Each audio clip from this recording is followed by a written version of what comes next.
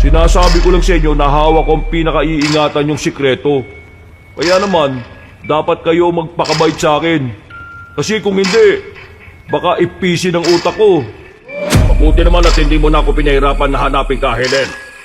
Itigil mo na ito, Harwan. Hindi na ito tama. Taluwas ito sa napagkasunduan na tayo mga aswang ay pipiliting mamuhay ng normal. Anong sinabi mo? Nagulat ka ba? O nagsisisi ka na ngayon dahil hindi mo ko kagad pinaslang? Kaya, humanda ka na ngayon!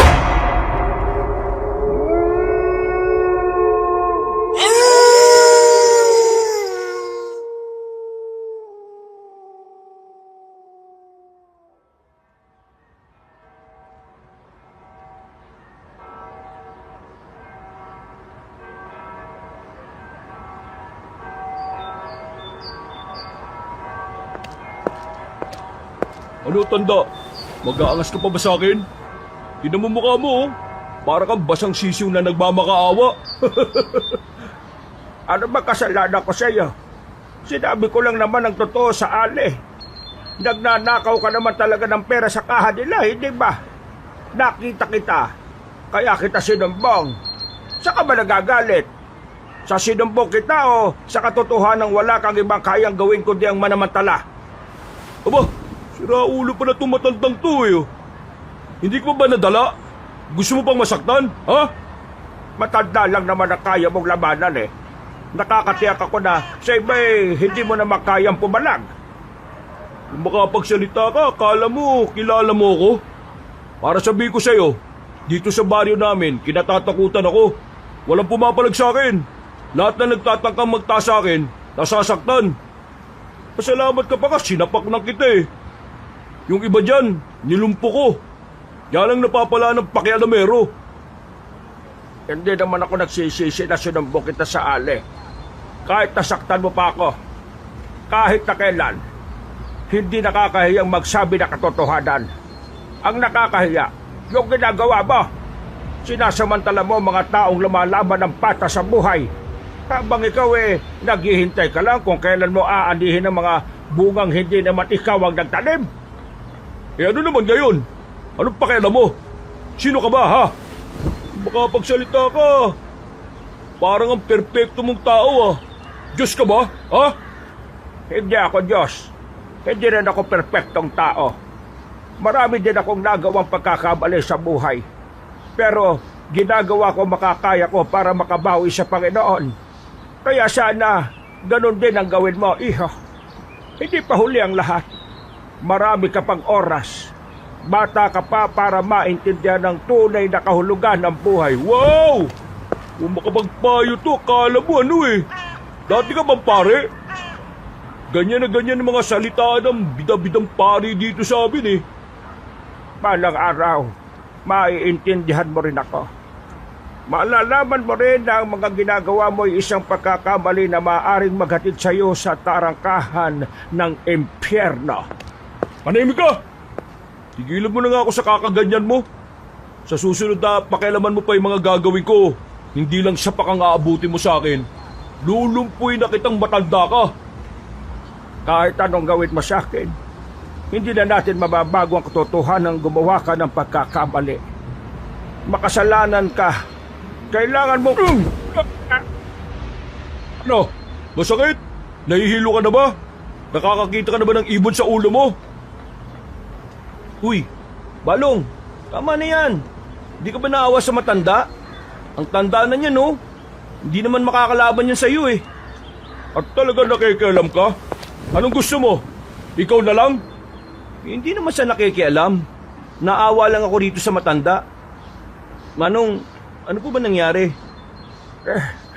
Nakita ko siyang dinudukot yung kaha doon sa tindahan ng bigas. Sinumbong ko siya sa tindera. Ayun, nagalit siya sa akin. Uy, wala naman palang masama sa ginawa niya eh. Walang masama? Eh nakikialam siya sa trip ng ibang tao eh. Tapos walang masama? Eh masama kasi yung ginawa mo, Balong. Eh ano ngayon? Magpapakabayani ka para ipagtanggol ang matandang yan, ha? Nakakalimutan mo, Julian. Ako ang pinakamaangas sa lugar na ito. At wala pang kahit na sino ang nagtangkang tumaliwas sa akin. Ikaw, gusto mo rin masaktan? Ha? Balong naman. Itigil mo na to. Hindi ka naman dating ganyan eh. Naalala ko dati, magkakasama pa tayo naglalaro sa buhanginan. Huh, buwang ka ba? Mga bata pa tayo nun. Nagbabago mga tao kapag nagkakaisip. Lalo na kung lumaki siya sa hindi maayos na pamilya. Hindi naman kasalanan ng ibang tao na lumaki ka sa ganong klase ng pamilya.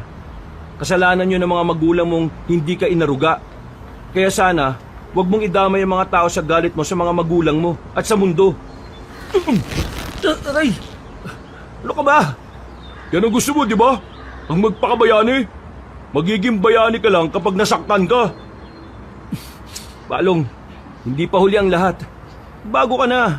Huwag mo sirain ang buhay mo. Huwag ka makialam. Wala kang alam sa pinagdaraanan ko. At hindi naman kita close ah. Itiko mo yung bibig mo dahil baka lumpuhin kita dyan kapag ako nainis sa'yo. Hindi na nakapagsalita ang binatang si Julian nang sakalin siya ni Balong. Nabahala naman si Mang Ruel nang makitang namumula na ang mukha ng binata. Agad siyang lumapit at tinulak ng malakas si Balong. Patawa-tawa lang ang lalaking yun, na parabang normal lang para dito ang manakal ng tao. Magtanda na kayong dalawa ha. Lalo ka na matanda ka.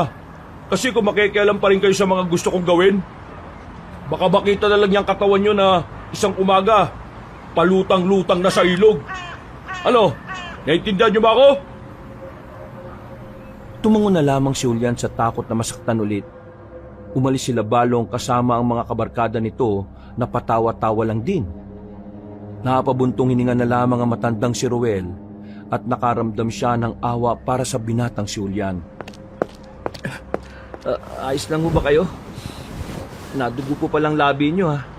Wag mo akong intindihin. Ikaw nga ang dapat kong tinatanong yan eh. Kasi ikaw tong mas nasaktan ng lalaking yon. Ayos lang naman po ako. Kayo ba?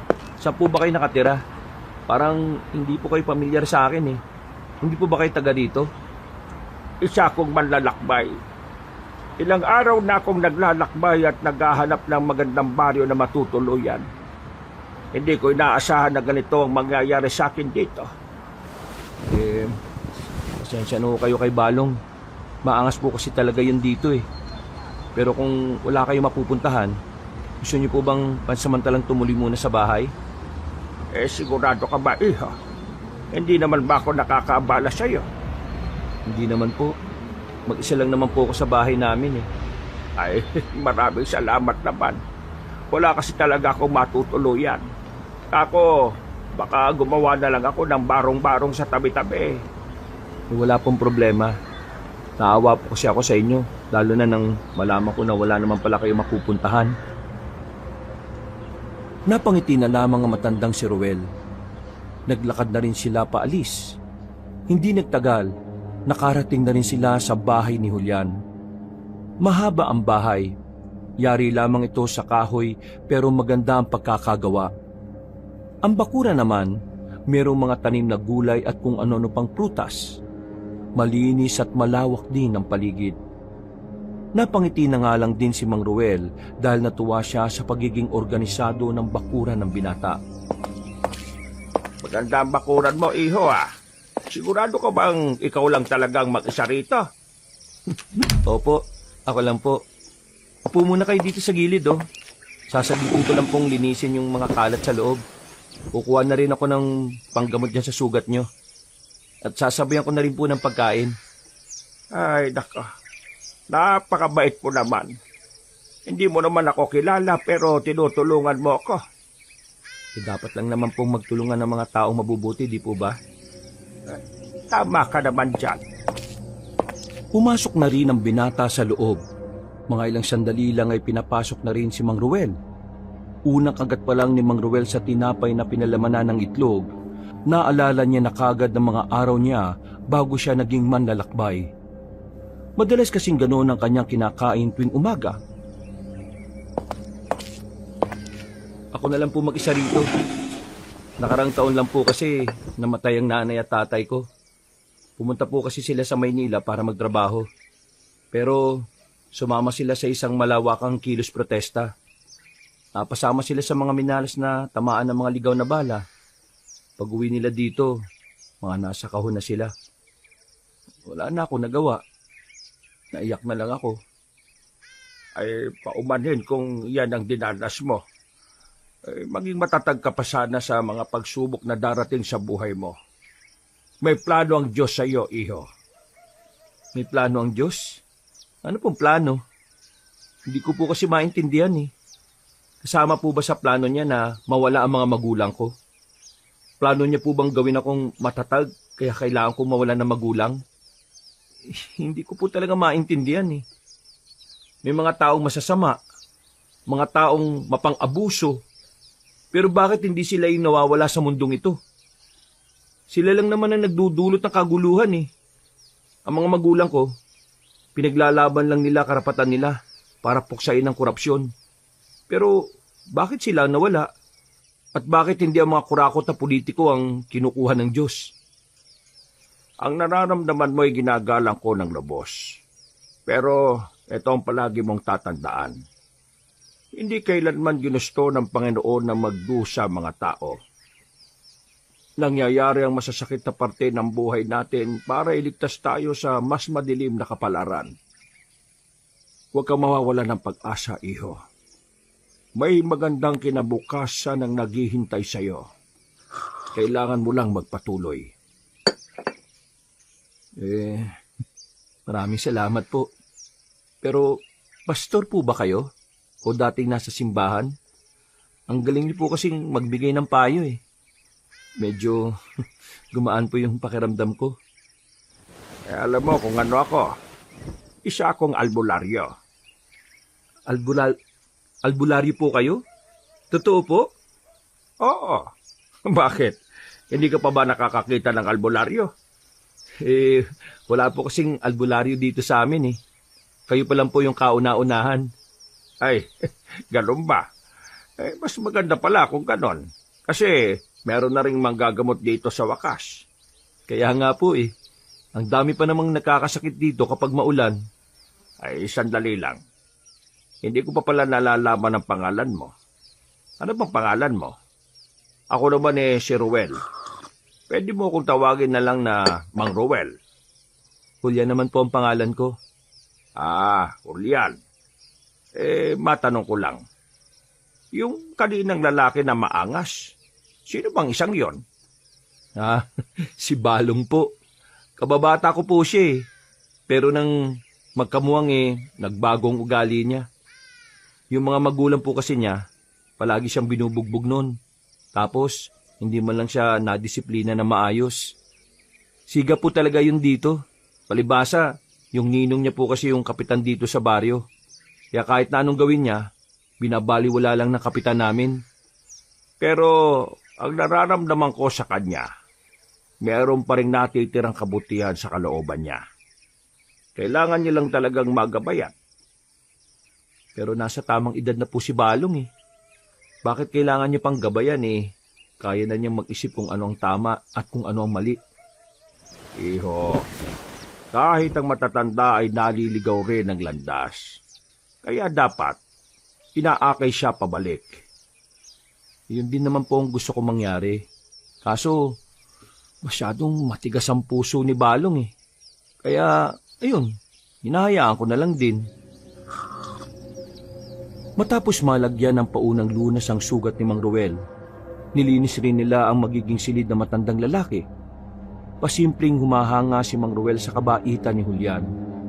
Hindi niya kasi alam kung bakit ganun na lamang ang tiwala nito sa kanya. Gayong hindi naman sila makakilala talaga. Mang Ruel, kapag may kailangan po kayo, nasa kabilang kwarto lang po ako ha. Hindi ko na po isasara yung pintuan ko para pwede niyo akong kalabitin. Malalim po kasi ako matulog eh. Kaya di ako kaagad nagigising kapag katok lang. Ay, iho, maraming salamat sa tulong mo ha. Nung naglakbay ako, iniisip ko na baka lang kung saan lang ako malagutan ng hininga. Pero ngayon, nandito ako, may matutuluyan. Tinanggap mo ko kahit na hindi naman tayo magkakilala. Hindi ko rin po talaga alam eh. nung makita ko kasi kayo, naramdaman ko kagad na ako yung dapat tumulong sa inyo. Tsaka, magaan naman po yung pakiramdam ko sa inyo eh. Kaya siguro, ganun na lang din yung pagmamalasakit ko. Alam mo, dahil sa kabaitan mo, may pwesto ko na sa langit, iho. Nako, maraming salamat po pero sana wag po muna ngayon. Pa-reserve muna sa pwesto sa langit. Pumasok na rin ang matandang albularyo sa loob ng kanyang magiging silid. Napapangiti pa rin siya dahil hindi pa rin makapaniwala sa nangyari. Kahit na nakaranas ng karahasan, may tao pa rin kumupkop sa kanya. Makalipas lang ang halos 2 linggo, tila unti-unti na rin nasasanay si Mang Ruel sa sistema ng lugar. Mas naiintindihan na niya ngayon na hindi niya dapat iniinis si Balong. Sa ilang araw na kasi niya sa lugar, ay nasaksihan niya ang kalokohan ng lalaking barumbado. Nalaman na rin ng ilang residente na isa siyang albularyo. Kaya naman, may mangilan-ngilan na rin namang nagpapagamot sa matandang si Ruel. Ayos lang po ba kayo, Mang Ruel? Mukhang napagod kayo sa sunod-sunod na nagpagamot sa inyo, ah. Ay, oo nga eh. Hindi ako sanay na maraming nagpapagamot sa akin. Noon kasi paisa-isa lang. Pero gusto ko naman ng ganito. Kasi kahit na papano may kinikita ako at nakakapagbigay ako rito sa panggastos natin. Nako, wag niyo na munang ibigay dito, Mang Ruel. Ayos pa naman ang kinikita ko sa pier eh. Itago niyo na lang muna yung kinikita niyo para pambili ng halamang gamot. Ay, sigurado ka ba? Opo. Huwag niyo po munang intindihin yun. Kapag nakumpleto niyo na yung mga dapat niyong bilhin para sa pag-aalbularyo, saka na lang po kayo magbigay. Ay, ako. Ang bait mo talaga. Pagpalain ka nawa ng Panginoon. Napalingon ng dalawa nang mayroong babaeng nakatayo sa harapan ng kanilang bakuran. Nakasuot ang babae ng pangkaraniwang bestida na halata na ang kalumaan. Ang mahabang buhok naman ng babae ay nakatakip lamang sa dibdib nitong medyo nakalandra. Maganda ang babae. Maputi, malaanghel ang muka at makikita ang pagiging inosente nito base sa mga mata nito. Sino siya? Si Helen po. Pinagpapantasyan po yan ng mga kalalakihan dito dahil sa kakaiba niyang ganda. Mga 4 na buwan pa lang po siyang nakatira dito pero minsan ko lang din siyang makitang lumabas eh. Di kasama ka sa mga lalaking yon. Hindi po. Wala po sa isip ko yung mga ganyan eh. Pakitanong siya kung anong kailangan niya. Nakatingin siya sa akin eh. Helen? Anong kailangan mo?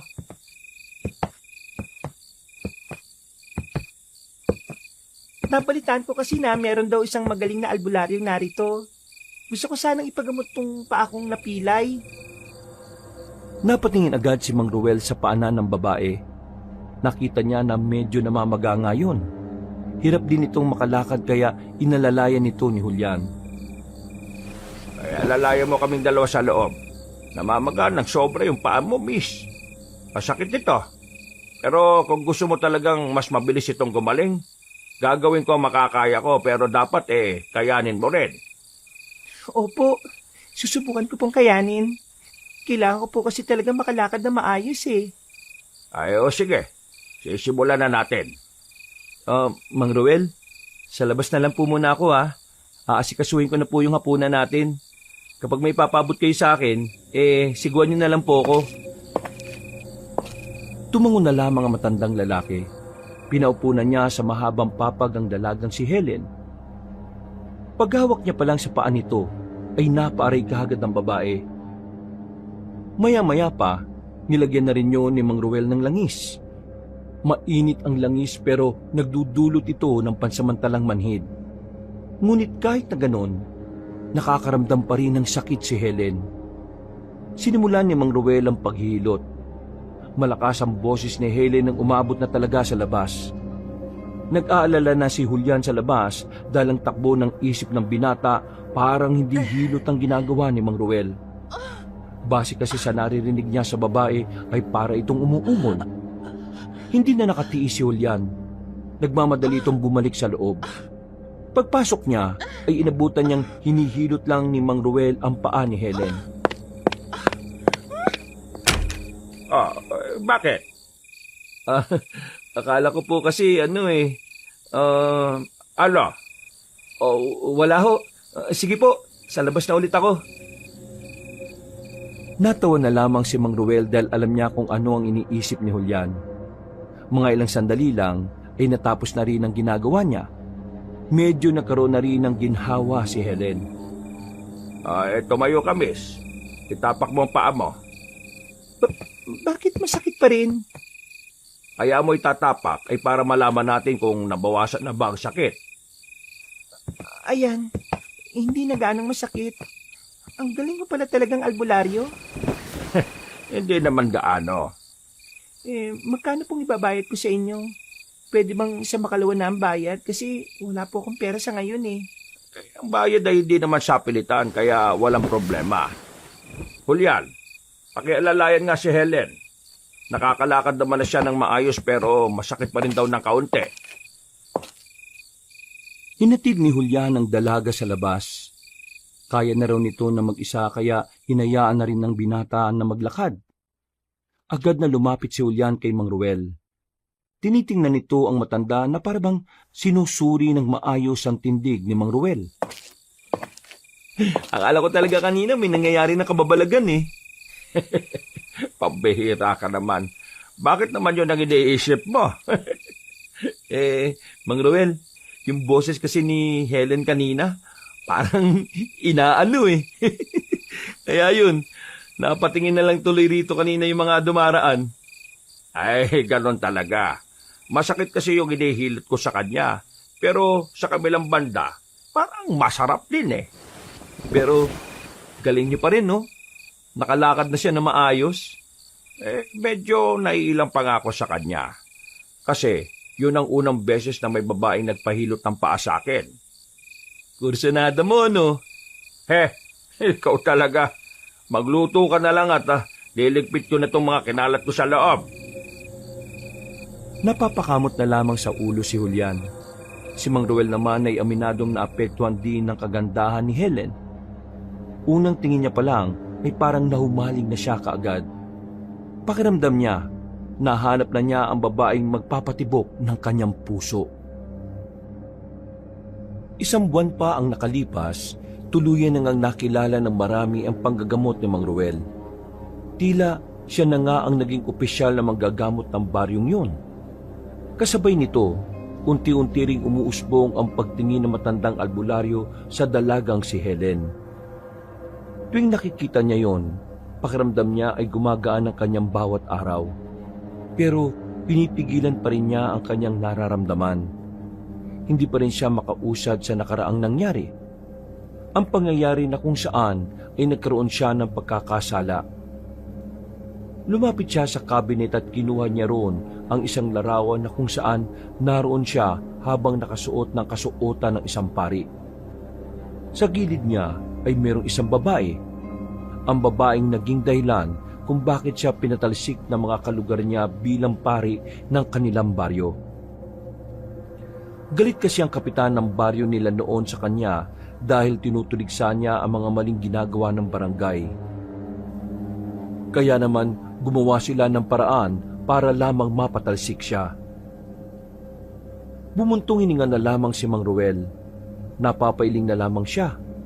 Sa isip-isip niya, kung alam niya lamang na planado lang ang lahat ng yun, hindi na sana siya nagpadala sa tukso.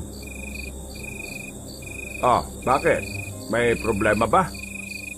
May ginagawa po ba kayo ngayon? Wala naman. Gabi na eh. Bakit? Yung kaibigan ko po kasi, mataas ang lagnat niya. Ay, siya sige. Hintay mo na lang ako sa labas.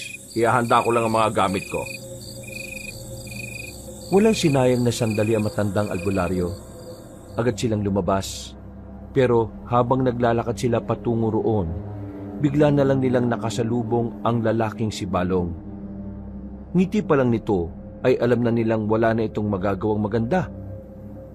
Hindi naman na sana sila hihinto pero bigla silang hinarang ng mga yon. Ep. Nagmamadali kami, Balong. Kailangan kami ng kaibigan ko. Sandali lang. Kakausapin ko pa itong matandang to eh.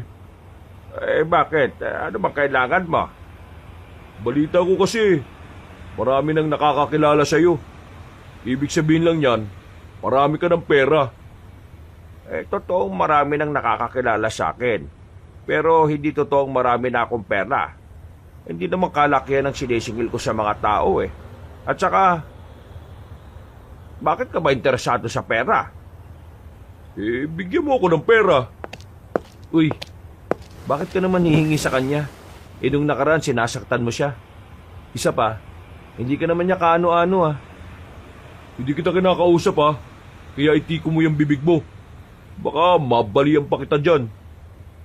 Bakit hindi ka magtrabaho para yung perang ginagastos mo galing sa pagod at hindi galing sa pangingikil? Bakit naman ako magtatrabaho kung meron namang magbibigay? Isa pa, dapat lang naman na magbigay ng pera yung matandang yan eh. Kasi nanggagamot nga siya rito sa barangay nang walang binibigay na pera sa pamunuan ng barangay. Bakit? Kawani ka ba ng barangay para maningil? Hindi naman ah. Tama. Nagmamadali kasi kami. Magkano ba kailangan mo? Mang Ruel, Hayaan mo na. Ang pera, kinikita. Pero ang buhay na kaibigan mo hindi natin mapapalitan. 1,000. Isang ano? 1,000 piso. Bigay ka ba? Pero wala naman akong ganong kalaking pera ngayon. Maya ka naman, uy. Hindi naman pinupulot ang pera tapos kung makahingi ka akala mo meron kang pinatago ah. Bigla na lamang lumapit si Balong kay Julian. Sinakal niya si Julian at naidikit niya sa sasakyan na nakaparada sa gilid. Oo, takot na yan. Huwag mo na siyang idamay. Masyadong maingay ang isang to eh. Sinabi ko naman kasi sa'yo, wala akong ganong kalaking pera. Kaya wala naman ako maibibigay sa'yo. Kung wala ngayon, di hulug-hulugan mo. Abay, sinuswerte ka naman pala iho. Sino ka ba? Nagulat si Balong sa sinabing yun ng matandang lalaki. Nasanay lang kasi ang binata na palaging mabait ang tugon ni Mang Ruel. Pero sa mga sandaling yon, tila ba parang naiinis na rin ang matanda sa inaasal ni Balong. Ano sinabi mo? Sino ako? Baka gusto mong magpakilala ako sa'yo. Nagtitimpi lang ako sa'yo nung nakaraan pa ha. Huwag mo akong sagarin bata. Ano? Tinatawag mo akong bata? Sigurado ka ba sa sinasabi mo? Hinawakan bigla ni Balong ang kwelyo ng matandang albularyo. Pero laking gulat na lang nito nang biglang hilahin ni Mang Ruel si Balong. Pagilan ng malakas ay diretso itong napasubsob sa lapag. Papalagpasan ang lalaki pero sinuntok yun ni Mang Ruel sa muka kaya tuluyan na itong nadapa. Hindi makapaniwala ang mga kasamahan ni Balong. Sa sobrang pagkabigla ay wala ring nagawa ang mga yon kundi ang manood na lamang. Sa susunod na apayin mo pa ang isa sa aming dalawa ni Julian. Hindi lang ganito mapapala mo, Balong. Hindi mo pa ako lubusang kilala, iho. Wala kang alam kung saan ako nanggaling. Binitiwan na rin ni Mang Ruel ang binatang si Balong. Agad din naman yung tumayo at pinagmumura ang mga kasama dahil hindi tumutulong ang mga yon. Gigil na gigil si Balong. Hindi nito matanggap na napaya sa harap ng mga tinuturing niyang bataan. May araw ka rin sa akin, tanda! Huwag mo nang tangkain. Baka kung ano pa mangyari sa'yo. Julian, tara na. Nagpatuloy na rin ang dalawa sa paglalakad at narating na rin nila ang bahay ng kaibigan ni Julian. Nakausap lang nila sandali ang mga magulang ng binata at saka agad-agad na rin namang inasikaso ni Mang Ruel ang pasyente. Paghawak niya pa lang sa noon ng lalaking si Abel, naramdaman na niyang hindi normal ang init ng katawan nito. Pero meron siyang hinala na hindi yun basta-basta lagnat lang. May mga nakita siyang mga senyales na ang binatang nilalagnat ay maaring may koneksyon sa nilalang na kung tawagin ay aswang. Pre, buti naman nagkaroon ka na ng malay. Ano ba talaga nangyari sa gubat? Bakit pag-uwi mo bigla ka na lang daw nagkasakit? meron ako nakita. Kakaiba. Hindi pangkaraniwang nilalang na kawangis ng tao. Ha? Kawangis ng tao? Anong klaseng nilalang yan? Di ko rin alam eh. Basta mabangis siya. Mahaba ang kuko tapos may mga buhok sa braso na marami. Hindi siya normal, pre. Para siyang halimaw. Isang aswang. Aswang? Sigurado po ba kayo, Mang Ruel? May mga nakikita akong senyales sa katawan niya. Hindi sugat. Sadyang mga sinyalis lang na nakadaupang palad niya ang aswang. Para kasi sa isang normal na tao na gaya nitong kaibigan mo, lalagnatin talaga siya sa oras na meron siyang makitang aswang. Lalo na kung hindi naman mababang uri ng aswang ang nakaharap niya. Kung aswang nga ang nakaharap ko kahapon, ano po bang pwedeng gawin para gumaling na ako? Natatakot ako eh. Kapag natutulog kasi ako, kung ano-anong nakikita ko tungkol sa mga aswang. Huwag ka mag-alala. Gagaling ka na rin. Kailangan mo lang magpahinga. Ngumiti ng malapad si Mang Ruel para palakasin ang loob ng binata. Matapos ang sandaling yon, ay lumabas na rin doon si Mang Ruel at Julian. Pagdating nila sa kanilang bahay, nasa tapat ang babaeng si Helen. Mukhang kanina pa nito hinihintay si Mang Ruel. Mauna ka na sa loob, Julian. Akausapin ko lang si Helen. Ruel, abala ka ba ngayon? Ay, hindi naman. Galing lang ako sa kaibigan ni Julian. Ginamot namin. Bakit? May problema ba? Gusto ko lang kasi na makakasama ngayon. Hindi kasi ako makatulog eh. Ha? Makakasama?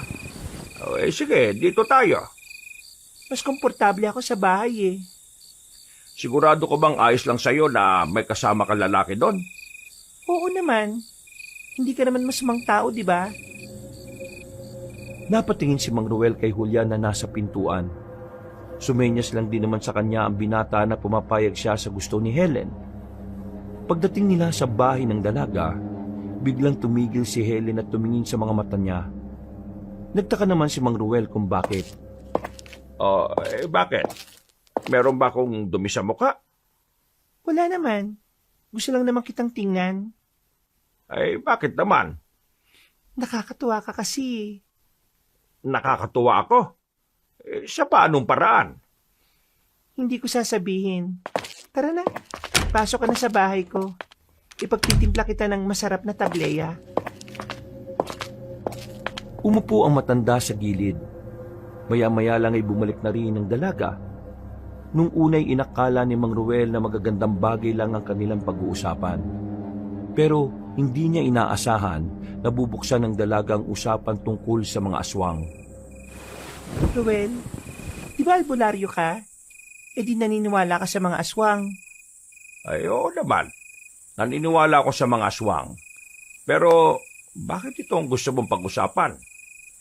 Kanina kasi habang nasa plaza ako para mamili ng mga kakainin ko, may mga narinig ako matatanda na nag-usap-usap. Ang sabi nila, may mga aswang daw na pag-alagala dito sa lugar natin.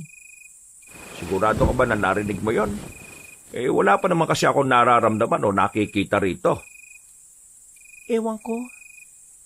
Yun naman kasi ang narinig ko eh. Pero totoo mga aswang. Dati kasi Ruel, nakita ko na mga yon. Natatakot na nga ako eh. Paano kung totoong umaaligid sila sa lugar natin? Baka mamaya, isa ako sa mabiktima nila. Kung totoo mang nandito na mga aswang, huwag ka mag-alala. Hindi naman kita pababayaan eh. Nandito ako para protektahan ka. Talaga? Oo. Ngayon na wala pa sila, ihahanda ko na ang sarili ko. Malakas din naman ang kutob ko na unti-unti na naman silang lumilitaw sa mga baryo. Bago pa sila makarating dito, ihahanda ko na ang sarili ko. Kahit na wala naman akong higit na lakas para labanan sila, handa akong ipagtanggol ang mga tao. Lalong-lalo ka na. Lalong-lalo na ako? Bakit? Espesyal ba ako sa'yo? Oo, espesyal ka sa akin. Ewan ko, 1 buwan pa lang naman tayo magkakilala pero parang mahalaga ka na sa akin. At kahit parang lolo mo na ako, kapag nakakausap kita, pakiramdam ko magkasing edad na lang tayo eh. Pareho lang naman pala tayo ng nararamdaman. Ibig ba nitong sabihin Oo, gusto rin naman kita. Nagkatitigan ng dalawa. Noong mga sandaling yon, naramdaman muli ni Mang Ruel ang kakaibang pag-init ng kanyang muka. Marahang naglapit ang kanilang mga muka. Napapapikit si Mang Ruel at Helen noong mga sandaling yon. Magdidikit na sana ang kanilang mga labi nang biglang may pusang itim na tumalon at pumatong sa ulo ni Mang Ruel. Agad na napalayo ang matandang lalaki. Natatawa naman si Helen sa nangyari. Ay, naku naman Hamak naman na pusa ito. Malapit na eh. Si Pok yan, pusa ko. Bumuntong hininga na lamang si Mang Ruel. Hindi man natuloy ang kanilang halikan, masaya pa rin siya sa nalaman niya. Para sa kanya, isang malaking biyaya sa buhay niya na magkaroon ng kagaya ni Helen. Mabilis na nagdaan ang mga araw. Naging lihim na muna ang kanilang relasyon. Kahit si Julian nakasakasama ni Mang Ruel sa bahay, ay hindi rin ito alam ang tungkol sa kanila ni Helen. Oh, Mang Ruel, 11:00 na. Lalabas pa kayo? At saka, ano yung hinahalungkat nyo? Medyo nakabihis ka pa. Saan ang lakad? Ha? Ay, dyan lang naman. May pupuntahan lang. Mang Ruel, bakit ba kasi hindi mo nalang aminin sa akin eh? Aminin ng alin. Ito namang si Mang Ruel oh. Para namang kahapon lang ako pinanganak eh. Hindi naman kita maintindihan eh. Ano ba sinasabi mo? Alam ko nang kasintahan mo na si Helen. Ha? Paano mo naman nalaman? Sus, ako pa ba? Minsan kaya nakikita ko siyang sobra yung ngiti kapag nababanggit pa lang ang pangalan mo. Nakita ko rin yung mga sulat nyo. Pasensya na nabasa ko. Pakalat-kalat kasi sa kwarto mo naglilinis ako. Mang Ruel, anong meron sa inyo? Ang lakas ng sex appeal nyo eh. Alam niyo bang walang kahit sinong lalaki ang pinapatulan ni Helen? Ikaw ang nagwagi eh. Huwag ka na lang munang maingay. Ayoko may isipin ng mga tao kay Helen eh. Alam mo, sa totoo lang, parang gusto ko na nga rin makipag-iwalay eh. Oh? Anong sabi nyo? Makikipag-iwalay ka kaagad? Bakit naman? Julian, dati akong pare. Napatalsik lang ako sa simbahan dahil sinetap ako ng kapitan namin. Tinutulog siya ako kasi ang mga maling ginagawa niya. Kaya, ayun. Hindi ko alam kung tama bang magmahal ako ng babae. Gayong dati akong pare na nagsisilbi sa Diyos. Alam mo naman kapag pare ka, di ba? Hindi ka pwede magkaroon ng kasintahan o asawa. Pambihirang revelasyon to ah. Biniglaan niyo naman ako, Mang Ruel. Pero, kagaya nga na sinabi niyo, dati na kayong pare. Ibig sabihin, noon na yon. Hindi ka na pare ngayon. Dahil inalis ka na nila. Isa ka na lang pangkaraniwang albularyo. Wala naman sigurong mali pag nagmahal ka. Kaysa naman maging masama ka, magmahal ka na lang, di ba? Siguro naman, mauunawaan ka ng Diyos kung matututunan mong magmahal. Hindi naman siguro mali yun sa paningin niya kasi kabutihan pa rin naman ang magmahal, di ba? Naguguluhan na ako eh. Pero, mahal ko talaga si Helen. Alam na ba ni Helen ang pagiging pari nyo?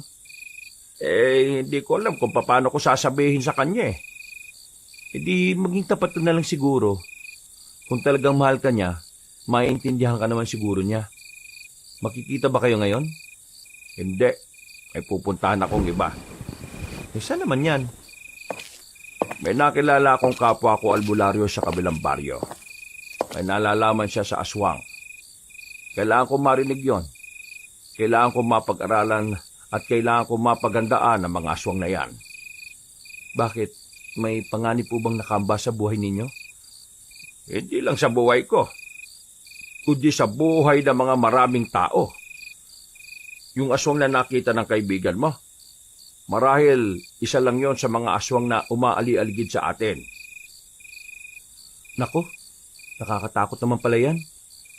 Sama na kaya kita. Baka mamaya may makita kang aswang. Hindi na. Pagod ka na rin sa trabaho kaya kailangan mo magpahinga. Wala naman akong pasok bukas, Mang Ruel Kaya wala naman din problema kung sasamahan kita. Ay, siya sige. Ikaw ang bahala. Lumabas ng bahay ang dalawa. Gabing-gabi na. Wala na rin katao-tao sa labas. Tanging silang dalawa na lamang ang nasa daan. Habang naglalakad, napapansin ni Mang Ruel na panayang lingon ni Julian sa paligid. Ramdam niya ang kaba nito. Huwag ka nga masyadong mabahala dyan. Hindi naman agad-agad na-atake mga aswang Nandito tayo sa atin. Mas maganda ng alerto, Mang Ruel. Kasi baka mamaya, bigla na lang silang magpakita, di ba? Natatawa na lamang si Mang Ruel. Binilisan na lamang niya ang kanilang paglakad. Mga ilang sandali lang ay narating na rin nila ang kabilang baryo. Pagpunta nila sa bahay, makailang beses pa silang kumatok. Kaibigan Joseph, nandito na ako. Nandiyan ka ba sa loob? Mang Ruel, wala naman sumasagot Pero tingnan nyo, bukas naman pala yung pinto. Marang itinulak ni Mang Ruel ang pintuan. Bukas ang ilaw sa loob. Pagsilip nilang dalawa, ang matandang si Joseph ay nadatnan nila na wala ng buhay. Duguan ang katawan. Nakadilat pa ito at nakalabas ang dila ng mamatay. Napakapit na lamang si Julian sa braso ni Mang Ruel. Nanginginig sa takot ang binata. Mang Ruel, baka pagbintangan po tayo nito. Umuwi na tayo. Hindi. Pagbibigay alam natin to sa barangay nila. Halika, pumunta tayo sa barangay. Malapit lang naman ang barangay mula sa bahay ng biktima. Pagbalik nila ay kasama na nila ang mga tanod. Ilang minuto, nagpatawag na rin ang mga pulis. Ang mga natutulog na mga residente ay nabulabog at napalabas ng kanilang mga bahay. Kilala rin kasi sa baryong yon ang albularyong si Joseph. Kaya naman marami ang nabigla nang malamang pinatay na pala yon sa loob mismo ng bahay nito. Nagkaroon ng kaunting pagtatanong kay Mang Ruel at kay Julian. Pagkatapos noon ay hinayaan na rin silang makaalis. Noong mga oras na yon, nakatulala lamang si Mang Ruel. Malakas ang kutob niya na may nagpapatahimik kay Mang Joseph para hindi masabi ang mga nalalaman nito. Bumuntong hininga na lamang ang matandang si Ruel. Nanghihinayang siya sa impormasyon na dapat ay magagamit niya para pagandaan ng mga aswang. Sa nangyaring yon, mas lalong lumakas ang kanyang hinala na unti-unti nang gumagawa ng hakbang ang mga aswang. Mang Ruel! Mang Ruel! Gising! Si Heleno nasa bakuran. Ha? Bakit daw? Hindi ko alam Usapin niyo na lang. Kararating lang din naman niya. Nagmamadaling bumangon si Mang Ruel. Nang masigurong wala ng muta, ay agad itong lumabas ng bahay. Nakangiti si Helen na makita niya ito sa bakuran. Nagliliwanag ang mukha ng babae sa sobrang ganda. Tila nabuo naman agad ang araw ni Mang Ruel dahil sa magandang tanawin na nasa harapan niya. Maganda umaga sa'yo. Mas maganda ka na sa umaga. Ikaw talaga, masyado ka mapagbiro. Hindi naman ako nagbibiro Nagsasabi lang naman ako ng pawang katotohanan. Oo na nga. Gandang-ganda ka na naman sa akin Ay teka, ano't naparito ka? May problema ba? Nabalita mo na ba yung nangyari sa isang albularyo sa kabilang baryo? Nang marinig pa lamang ni Mang Ruel yon, ay agad na niyang hinila ang babae papasok sa bahay. Sinarado nito ang pintuan at sinigurong walang ibang makakarinig. Oo, alam ko na yon. Ang totoo niyan, pupuntahan ko dapat yung biktima kagabi. Kaso nang dumating kami nitong si Julian, patay na siya. Hinala ko talaga, mga aswang ang gumawa nun sa kanya. Ruel, malakas talagang hinala ko na baka iniisa-isa nila mga albularyo. Nag-alala ko para sa kaligtasan mo. Paano kung ikaw nang isunod nila? Hindi ako papayag na magawa nila ang gusto nila. Hindi ako natatakot sa kanila, no? Gagawin ko ang makakaya ko para lang mapigilan ang kasamaan nila. Ruel, ibang delikado sila. Kailangan mong mag-ingat. Kailangan mong pag-isipan ang mga gagawin mo. Oo, akong bahala. Pinag-aaralan ko kung anong magandang gawin kapag bigla na lang silang nagpakita o ng gulo. Mang Ruel, kasama ako dyan, ha? Ay, hindi. Ako lang to. Ayaw kitang madamay. Isa pa, may trabaho ka. Wala na po akong trabaho ngayon. Kaya magiging alalay niyo na po ako sa pag-aalbularyo. Ha? Bakit ka nawala ng trabaho? Tapos na yung 2 taong kontrata ko eh. At ayoko nang ituloy po kasi mga bulok ang sistema sa pier. Mas maganda pang sumama sa iyo eh. Napapailing na lamang ang matandang lalaki. Dahil sa mga masasamang balita na nakarating sa matandang albularyo, tila nakaramdam na rin ng panganib si Mang Ruel. Nagiging mapagmasid na rin siya sa kanyang paligid. Isang hapon, naisipan ni Mang Ruel na puntahan ang babaeng si Helen. Malayo pa lamang siya ay nakita na niya yung lumabas. Nakabihis ang babae pero simple lang ang pormahan. Naintriga siya kung saan ang punta ni Helen. Tatawagin niya sana ito pero naisipan niyang wag na lang muna para malaman niya anong gagawin ng dalaga. Hindi naman kasi yun nagpaalam sa kanya. Hindi nagtagal, nakarating na sila sa sementeryo na malapit lang din naman sa baryo nila. Salubong ang kilay ni Mang Ruel dahil nagtataka siya kung anong ginagawa ng dalaga sa lugar na yun doon. Ang pagkakasabi kasi sa kanya ni Helen, wala naman itong pamilya sa baryo. Kaya isang malaking palaisipan kung sino ang dinadalaw ng babae. Huwag naman sanang tumamang hinala kung may iba siyang lalaki bukod sa akin. Marahan at maingat na lumapit si Mang Ruel. Napansin na lamang niya na tumigil ang babae sa harapan ng isang puntod. Napansin niya rin ang pagtirik noon ng isang kandila. Hindi na nakatiis pa si Mang Ruel. Dahil sa mga gumugulo sa kanyang isipan ng mga sandaling yon, nilapitan na rin niya ang dalaga. Helen? Helen? Ruel, anong ginagawa mo rito?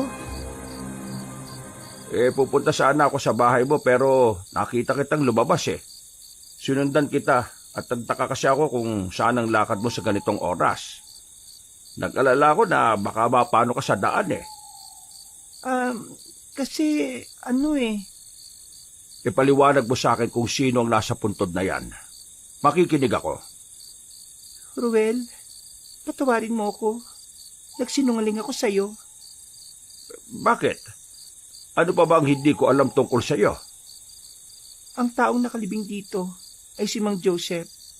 Ito ang puntod niya. Joseph? Oo, si Mang Joseph. Ang kilalang albularyo sa kabilang baryo. Ang albularyo na dapat kikitain mo noong gabing yon. Teka.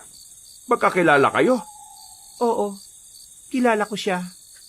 Siya ang tumulong sa akin at tumakas sa pinanggalingan ko dahil naniniwala siyang iba ko sa mga kadugo ko. Tinulungan ka makatakas sa mga kadugo mo na ano? Teka. Hindi kita maintindihan eh. Ano ka ba talaga? Lumapit si Helen kay Mang Ruel. Hinawakan nito ang nangungulubot na palad na matandang lalaki. Ngumiti na mapait ang dalaga at nagpakita ng pagsusumamo. Tila mas lalo namang nagtaka si Mang Ruel. Hindi niya pa rin maintindihan ang mga naririnig niya mula sa babaeng minamahal. Alam ko magagalit o kamumuhian mo ko kapag nalaman mong tunay kong kulay. Mas lalo kong kinakabahan sa kakaganyan mo eh. Pwede ba diretsuin mo na ako? Isa akong aswang, Ruel. Natameme si Mang Ruel nang marinig ang sinabing yun ng dalaga. Nung unay, para bang hindi agad pumasok yun sa kanyang isip Hindi siya makapaniwala. Ayaw niya sanang maniwala pero nang tingnan niya ang seryosong mukha ni Helen, ay nakita niya roon ang katotohanan. Isa kang aswang? Oo, isa akong aswang. Galing ako sa lugar ng mga aswang na kung saan puro karahasan laban sa mga taong nakikita ko. Pero isang umaga, nagising na lang ako na gusto ko ng payapa at normal na buhay. Kaya sinubukan kong tumakas. Saka ko nakita si Mang Joseph. Tinanggap niya ako dahil naramdaman niyang bukal ng kalooban ko. Siya ang nagdala sa akin sa badyo na ito at sinabihan niyang mamuhay ako ng normal. Pero ngayon, dahil sa ginawa kong pagtakas, nadamay si Mang Joseph. Pinaslang nila si Mang Joseph dahil alam nilang si Mang Joseph ang tumulong sa akin. Bakit ka ba hinahabol ng ibang aswang?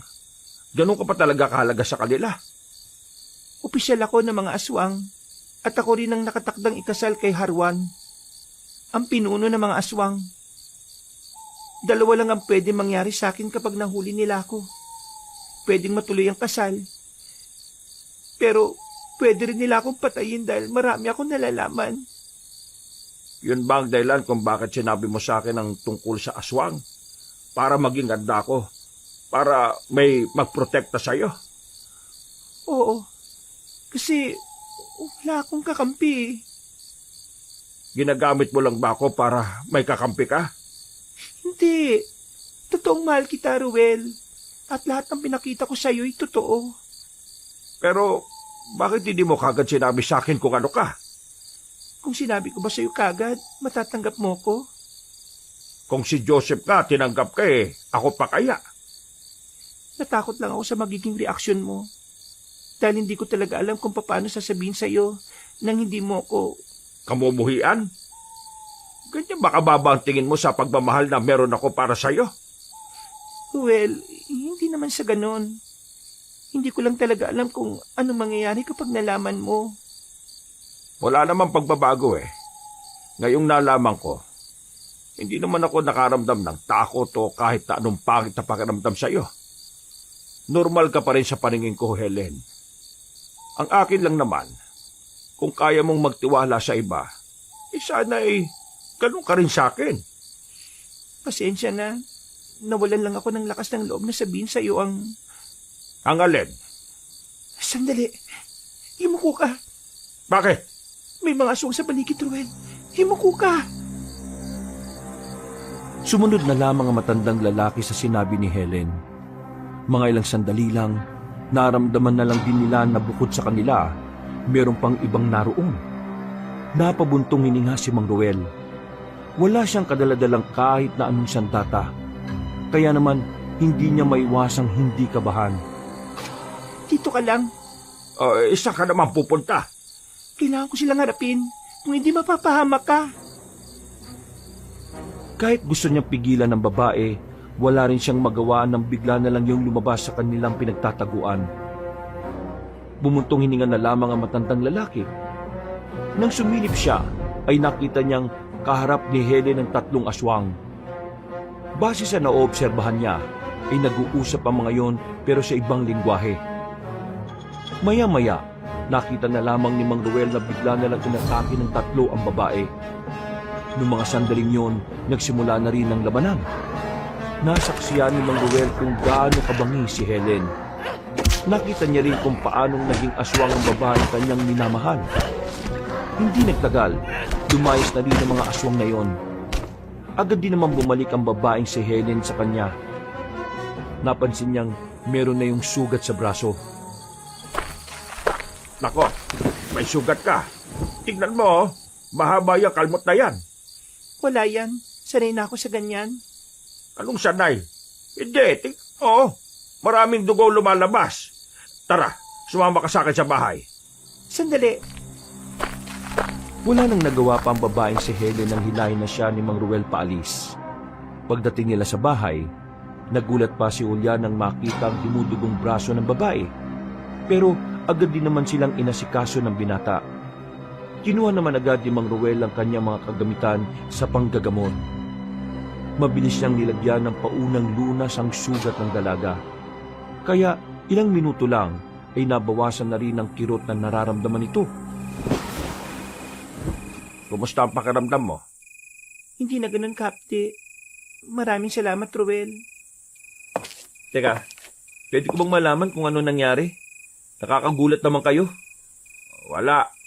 Sumabit lang siya sa... May nakalaban akong aswang. Ano? May nakalaban kang aswang? Paano mo nagawa yun? Aswang din ako. Aswang? Ikaw? Oo, aswang din ako. Pinakita ni Helen ang pagbabago ng kanyang muka.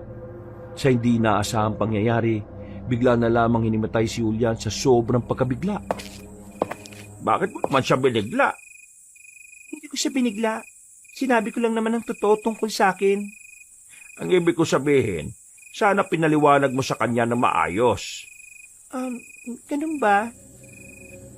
Iiling-iling ang matandang lalaki. Pinagtulungan nilang ihiga sa papag ang lalaking si Julian. Makalipas lang ang isang oras, nagkaroon na rin ng malay si Julian. Takot pa rin ito kay Helen, pero si Mang Ruel na ang nagpaliwanag sa binata. Totoong aswang si Helen. Pero hindi siya masama kagaya ng aswang na naging dahilan kung bakit nagkasakit ang kaibigan mo. Tumakas siya sa mga kalahi niya. At dahil marami siyang nalalaman tungkol sa mga aswang, hinahanap siya ng mga kauri niya para patahimikin. Hindi ko alam na meron palang aswang na mabuti. Pasensya ka na ha. Nagulat talaga ako eh. Pero hindi na ako natatakot ngayon. Basta siguradong hindi ka nangangain ng tao ha. Hindi ako kumakain ng tao. Mula pagkabata, sinanay ako ng mga magulang ko na kumain ng normal na pagkain ng tao. Kaya nang malaman ng mga kapwa ko aswang ang uri ng pamumuhay namin, ikinulong nila ang mga magulang ko at kalaunan ay pinislang nila. At doon na nagkaroon ng magandang dahilan para tumakas ako. Paano yan ngayon? Albularyo si Mang Ruel. Wala bang magiging problema sa relasyon ninyo? Sa aming dalawa, wala namang problema. Tanggap ko naman kasi kung ano siya. Pero sa ibang albularyo na naghahanap din ng mga aswang, hindi ko alam. Pero sa ngayon, wala na muna tayong pagsasabihan nito. Hindi pwedeng malaman ng iba na aswang si Helen. Kapag merong nakaalam, maaring malagay sa alanganin ng kanyang buhay. Ruel, huwag ka mag-alala. Gagawa ko ng paraan para matulungan kayo sa pagbuksa ng mga aswang. Ang totoo niyan, hindi ko rin alam kung paano sila haharapin eh. Pangkaraniwang albularyo lang naman ako. Walang kakaiba sa akin. Nandito ako. Magtutulungan tayong dalawa. Isama niyo na ako dyan. Julian, delikado. Gusto kitang matulungan eh. Mang Ruel, parang tatay na kita. Kaya baka mabaliw ako sa pag-aalala kapag hinayaan lang kitang lumaban na mag-isa. Hayaan mo na siyang sumama, Ruel. Kailangan mo rin ng katuwang dahil hindi palaging kasama mo ko. Bumuntong hininga na lamang ang matandang lalaki. Pero napagtanto rin ito na may punto rin naman ng babae. Kaya sa mga sumunod na araw, kasakasama na ni Mang Ruel ang binatang si Julian. Tutali, wala na rin naman itong trabaho. Paunti-unti, inaaral din ng binata ang mga bagay-bagay tungkol sa mga aswang at pag-aalbularyo. Wala naman ang nagiging problema sa mga nagdaang araw. Tahimik lang naman ang kanilang buhay. Hindi rin nagpaparamdam ang mga aswang. Matapos paatrasin ni Helen ang mga yon sa unang paghaharap. Ang tanging naging problema lamang nila ay walang iba kundi ang lalaking si Balong. Tingnan mo nga naman ang buhay oh. Sa dami ng pwede makasalubong, ito pang may itinatagong malagim. Wala kaming oras para makipagtalo sa isang taong hindi naman marunong makinig. Mang Ruel, hindi ka dapat ganyan makipag-usap sa akin. Dapat maamo ka. Bakit ko naman gagawin yon? Gusto mo bang mabalagbag uli? Naku naman, hindi ka ba nagtataka kung bakit malakas ang loob ko ngayon matapos kitang hindi guluhin ng ilang araw? Kung ayaw mo masaktan ni Mang Ruel, umalis ka na lang. Mas matapang ka ngayon kahit wala kang kasama. Ano nakain mo? Wala naman ako nakain, pero meron akong nalaman. Gusto niyo bang malaman kung anong nalaman ko? Ay nako, balis ka sa daraanan namin. Wala kaming panahon sa'yo. Alam ko kung anong tinatago ni Helen. Napatigil ang dalawa nang marinig nila ang sinabing yun ni Balong. Sa hindi malamang dahilan, nakaramdam ng kaba si Mang Ruel. Pagtingin niya sa mukha ng lalaki, nakita niya ang pagiging mapanukso ng reaksyon nito. Nakakainsulto ang ngiti nito na tila ba nagbabanta sa kanya. Anong pinagsasasabi mo dyan? Mang Ruel naman, alam ko naman na alam mo ang sinasabi ko eh. Kaya huwag ka nang magmaang-maangan pa. Ano ba kailangan mo sa amin, ha? Wala naman ako kailangan sa inyo kasi marami pa naman akong pera eh. Sinasabi ko lang sa inyo na hawak ko ang pinakaiingatan yung sikreto. Kaya naman, dapat kayo magpakabait sa akin. Kasi kung hindi, baka ipisin ang utak ko.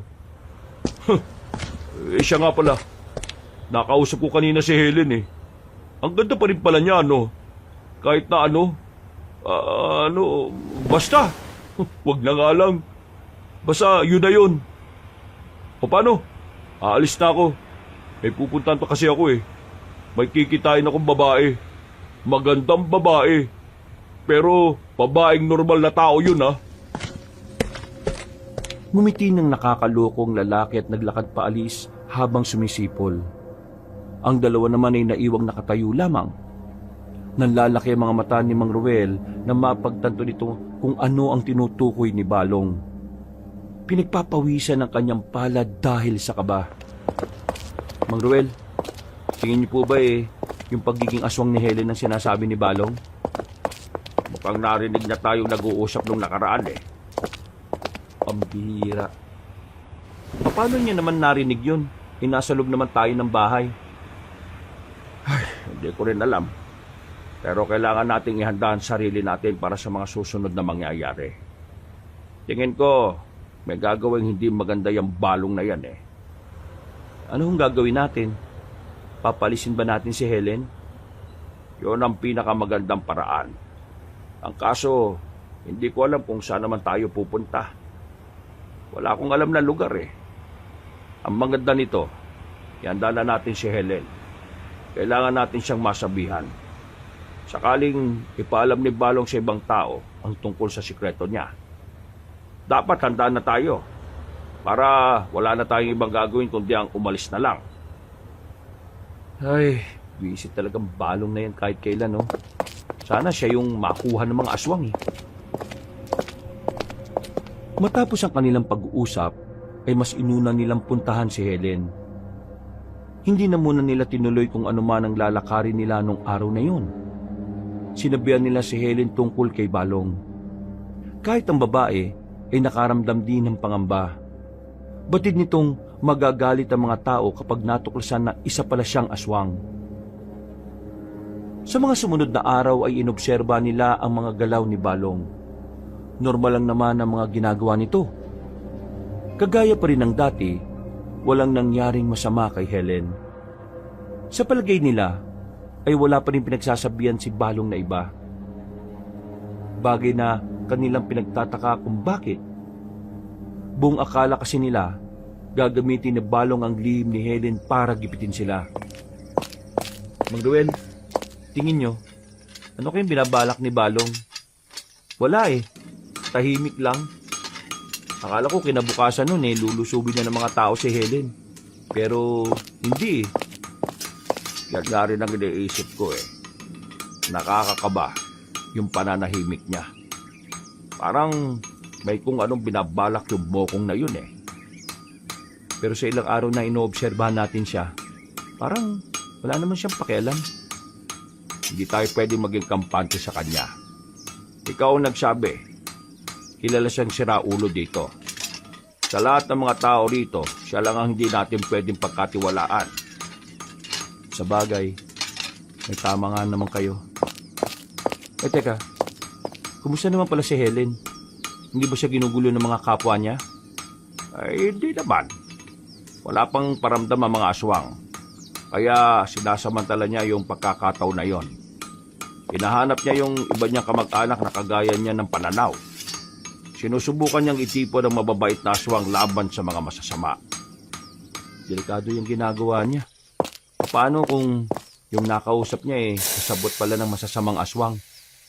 Sinabi ko na yan sa kanya pero hindi rin siya nakinig. Siguro, kailangan ko na lang talagang pagkatiwalaan ng mga ginagawa niyang paraan. Tumungo na lamang ang lalaking si Julian. Pagkatapos ng kanilang pinapanday, ay kaagad na rin nilang nilisan ng bahay na yun. Hapon pa lang naman, may oras pa sila para puntahan at makipag-ugnayan sa ibang albularyo ng bawat baryo. Binibigyan na rin kasi nila ng kaalaman ng mga yun tungkol sa posibilidad na paglitaw ng mga aswang sa baryo. Ayaw kasi kay Helen, matagal ng plano ng mga aswang na manakop ng lugar. Ito ay para muling buhayin ulit sa Pilipinas ang lahi ng mga aswang at gawin itong normal para sa lahat. Makalipas ang halos 2 oras, natapos na rin nila ang kanilang pakikipag-usap sa mga albularyo. Pauwi na sila. Naglalakad sa gilid ng kalsada. Meron naman mga dumaraan na masasakyan, ang kaso nga lang punuan ng mga jeep at mga tricycle dahil sa ginaganap na pista sa ibang baryo. Kaya wala silang magawa kundi ang lakarin na lang pauwi. Tutal, hindi naman sobrang layo mula sa kanila. Bakit yung ibang albularyo ang yayabang, no? Sila na nga itong binibigyan ng babala sa banta ng mga aswang.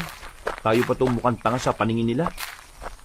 Hindi pare-pareho ang pananaw ng mga albularyo.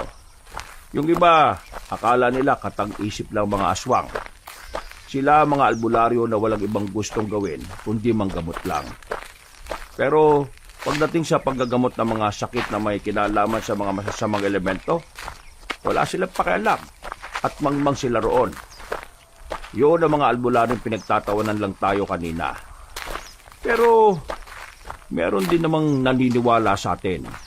Kaya nga lang, wala naman silang lakas ng loob para tumulong. Hindi sila duwag. Natatakot lang sila dahil kagaya ko, wala naman talagang binatbat sa aswang. Ginagawa ko lang ito dahil kung walang kikilos sinong kikilos para pigilan ng mga aswang? Hindi ba dati, pari ka? Kung humingi ka kaya ng gabay kay Lord? Gusto'y ko man, pero nakakahiya. Nagkaroon ako ng pagkakasala kaya ako natanggal bilang pare. At dahil sa pagkakasala na yon, pakiramdam ko wala na akong karapatan na humarap sa Diyos. Bakit naman wala na? Biktima ka lang din naman ng mga siraulong kabarangay ninyo. Pero nakaramdam ako ng pagnanasa noon kaya ako naakit. Yun ang pinakakasalanan ko. Sus, yung iba nga mabibigat ang kasalanan, nagagawa pang magsimba ikaw, minsan ka lang naman nagkasala. Hindi naman ganun kabigat. Tingin ko naman hindi nagbago ang tingin ng Panginoon sa'yo. Isang malalim na paghinga na lamang ang nagawa ni Mang Ruel. Pero may pilit ng ngiting sumilay mula rito. Sa mga sumunod na sandali ay naging tahimik ang kanilang paglalakad. Nakarating na sila sa mas tahimik na parte ng daan na kung saan madadaanan din nila ang abandonadong ospital. Noong mga sandaling yon, napabagal ang kanilang lakad nang may maamoy silang parang masangsang na nanggagaling doon. Napahawak kagad si Mang Ruel sa itak na nakasukbit sa tagiliran nito. Oh, bakit Mang Ruel? Iba ang kutob ko. Ganda mo sarili mo. Hindi nila inalis ang tingin sa abandonadong ospital. Mga ilang sandali lang, nakarinig na sila ng mga kaluskos at mahihinang paa na tumatapak sa mga tuyong dahon. Julian, nariyan na sila. Nakahanda ako, Mang Ruel. Hindi nagtagal, lumabas na rin ang mga nilalang kahit na hindi pa tuluyang kumakagat ang dilim. Nakatindig lang ang mga yun doon, ni hindi lumalapit sa kanila. Batid nilang mga aswang yun base sa mga namumulang mga mata. Pag hindi natin kaya, takbo Pero kung kaya, palag. 4 lang yan, Mang Ruel. Kaya natin yan. Kaya din natin. Mukhang may binabalak sila para ngayong gabi. Magsasalita pa sana si Julian nang makita na nilang gumagapang na ang babaeng aswang patungo sa kanila. Napansin ng binata ang galon na walang laman na nasa gilid. Agad niyang sinipa yon at pinatama sa mukha ng aswang na papalapit sa kanila. Nang tamaan yon sa mukha, napansin nilang nakaramdam agad yun ng pagkahilo. Nagkatinginan pa si Mang Ruel at Julian. Tila parehong hindi nila alam kung sino ang tataga sa aswang na yon. Sa huli, si Mang Ruel na lang din ang lumapit. Sinubukan nitong patamaan ng itak ang aswang, pero hindi yun tinamaan. Mabilis at maliksi ang aswang. Pagtingin naman nila sa iba pa, nakapalibot na rin ang mga iyon sa kanila. Kaya naman, hindi na nag-aksaya pa ng mga pagkakataon ng dalawa. Winasiwas nilang muli ang hawak na sandata, dahilan para mapadistansya ang tatlong aswang. Kahit na hindi nila yon matamaan agad, hindi sila sumusuko. Mas tinatagan at tinapangan pa nila. Pero tila hindi sapat ang kanilang katapangan. Dahil kahit na anong gawin nila, ay hindi naman sila makatama. Para lang silang pinaglalaruan ng mga aswang na yun. Maya-maya pa, hindi na nila namalayan na nasa likuran na pala nila ang isang aswang. Nakalmot sila pareho. Tinamaan si Julian sa likuran, habang sa balikat naman ang matandang albularyo. Rico! Visit naman oh! Julian, ayos ka lang? Ayos lang. Ikaw? Ayos lang naman. Mapdi nga lang. Mukhang di po natin kakayanin tong mga to. Kaya nga etong unang engkwentro natin sa kanila, hindi ko inakala na ganito pala sila kabibilis. Ano? Alam na? Alam na! Takbo! Walang sinayang na pagkakataon ng dalawa. Lumampot sila ng lupa sa lapag at sinaboy sa mga aswang na nasa harapan nila. Nang mapuwing ang mga yon, ay dali-dali silang tumakbo paalis. Pero hindi ganun kadaling utakan ng mga nilalang. Agad silang nasundan na makarating sila sa tulay. Naharanga sila sa pagdaan. Galit na galit. Naglalaway na ang mga yon na parabang gusto na silang kainin. Pambira naman talaga oh. Bakit ba ang bibilis nyo? Pinagliba kayo sa kiti-kiti? Napakamot na lamang sa ulong lalaking si Julian. Pero mababa sa mukha nito ang labis na kaba. Si Mang Ruel naman, pinagpapawisan na rin dahil sa tensyon. Mahigpit ang hawak nito sa itak, pero tila nang lalambot naman ang tuhod. Muling umatake ang mga aswang. Sinubukan nilang tapatan ng liksi ng mga ito. Pero kahit nakatama sila ng ilang ulit, mas marami naman silang tinamo na sugat. Dumating sa punto na tila hindi na rin nila kayang labanan pa ang mga aswang. Nakakagalaw pa naman sila, pero tanggap na nilang kahit na anong gawin nila ay hindi na rin sila uubra. Julian, tumakbo ka na. Ako nang bahala sa kanila. Ha? Hindi pwede. Ayaw kitang iwan. Kailangan mo makaligtas para malaman ni Helen ang nangyari na ito. Sige na.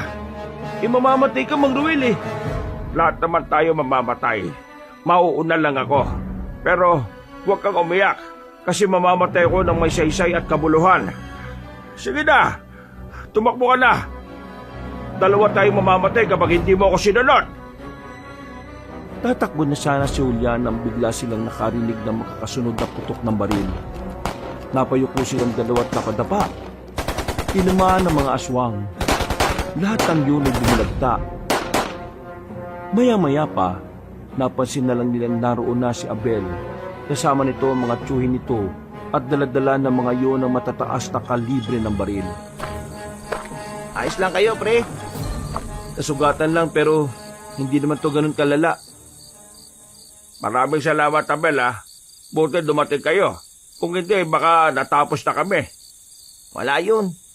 Niligtas nyo rin ang buhay ko nung nakasakit ako dahil sa aswang.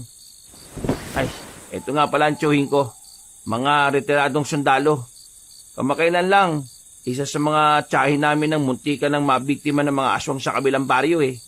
Napag-alaman din namin na gumagala-gala na pala mga yun sa kung saan-saan para maghanap ng makakain.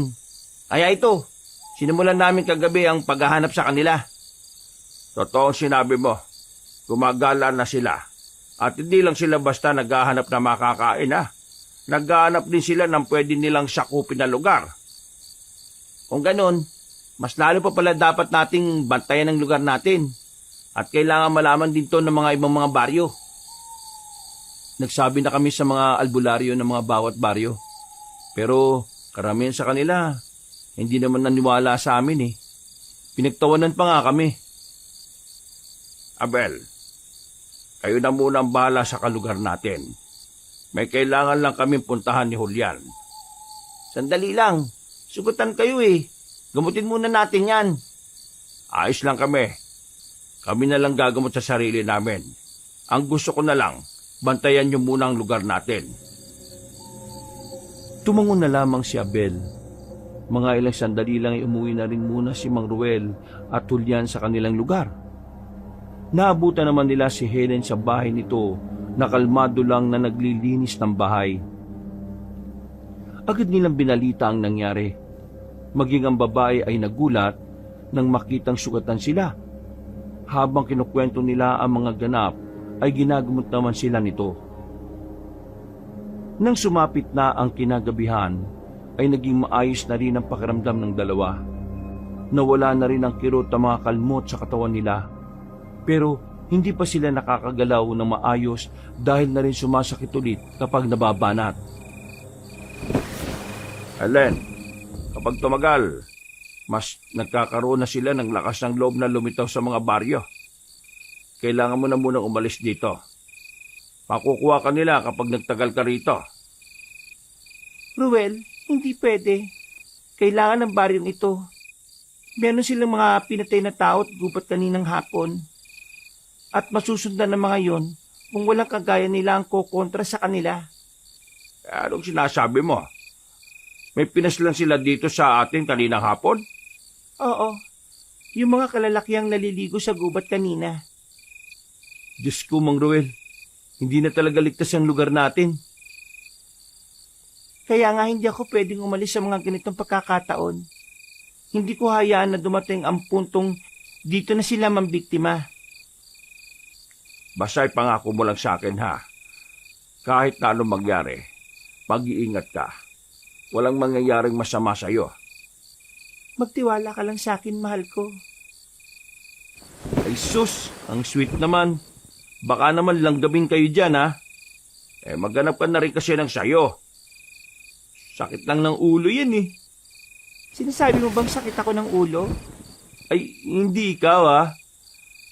O naman, masyado kang seryoso. Natigilan na lang ang kanilang pag-uusap nang mapansin nilang tila may pabalik-balik sa harapan ng kanilang bahay. Mga taong pasilip-silip at parang nagmamasid. Nagtaka na sila Mang Ruel kaya tumayo ang dalawa para lapitan ng mga yon.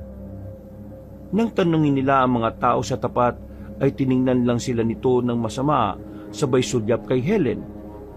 Sa puntong ito, nagkaroon na ng ideya si Mang Ruel. Nabatid niyang alam na ng karamihan ang lihim ni Helen. Kaya naman, wala na silang sinayang na pagkakataon. Kinuha na nila ang kakaunting gamit ni Helen na nakalagay na sa bag. Hindi na nila hinintay pang dumami ang mga taong nagmamanman sa kanila. Sandali lang. Oh, bakit ba? Hindi na nga ako pwedeng umalis. Paano kung biglang sumugod ang mga kauri ko rito?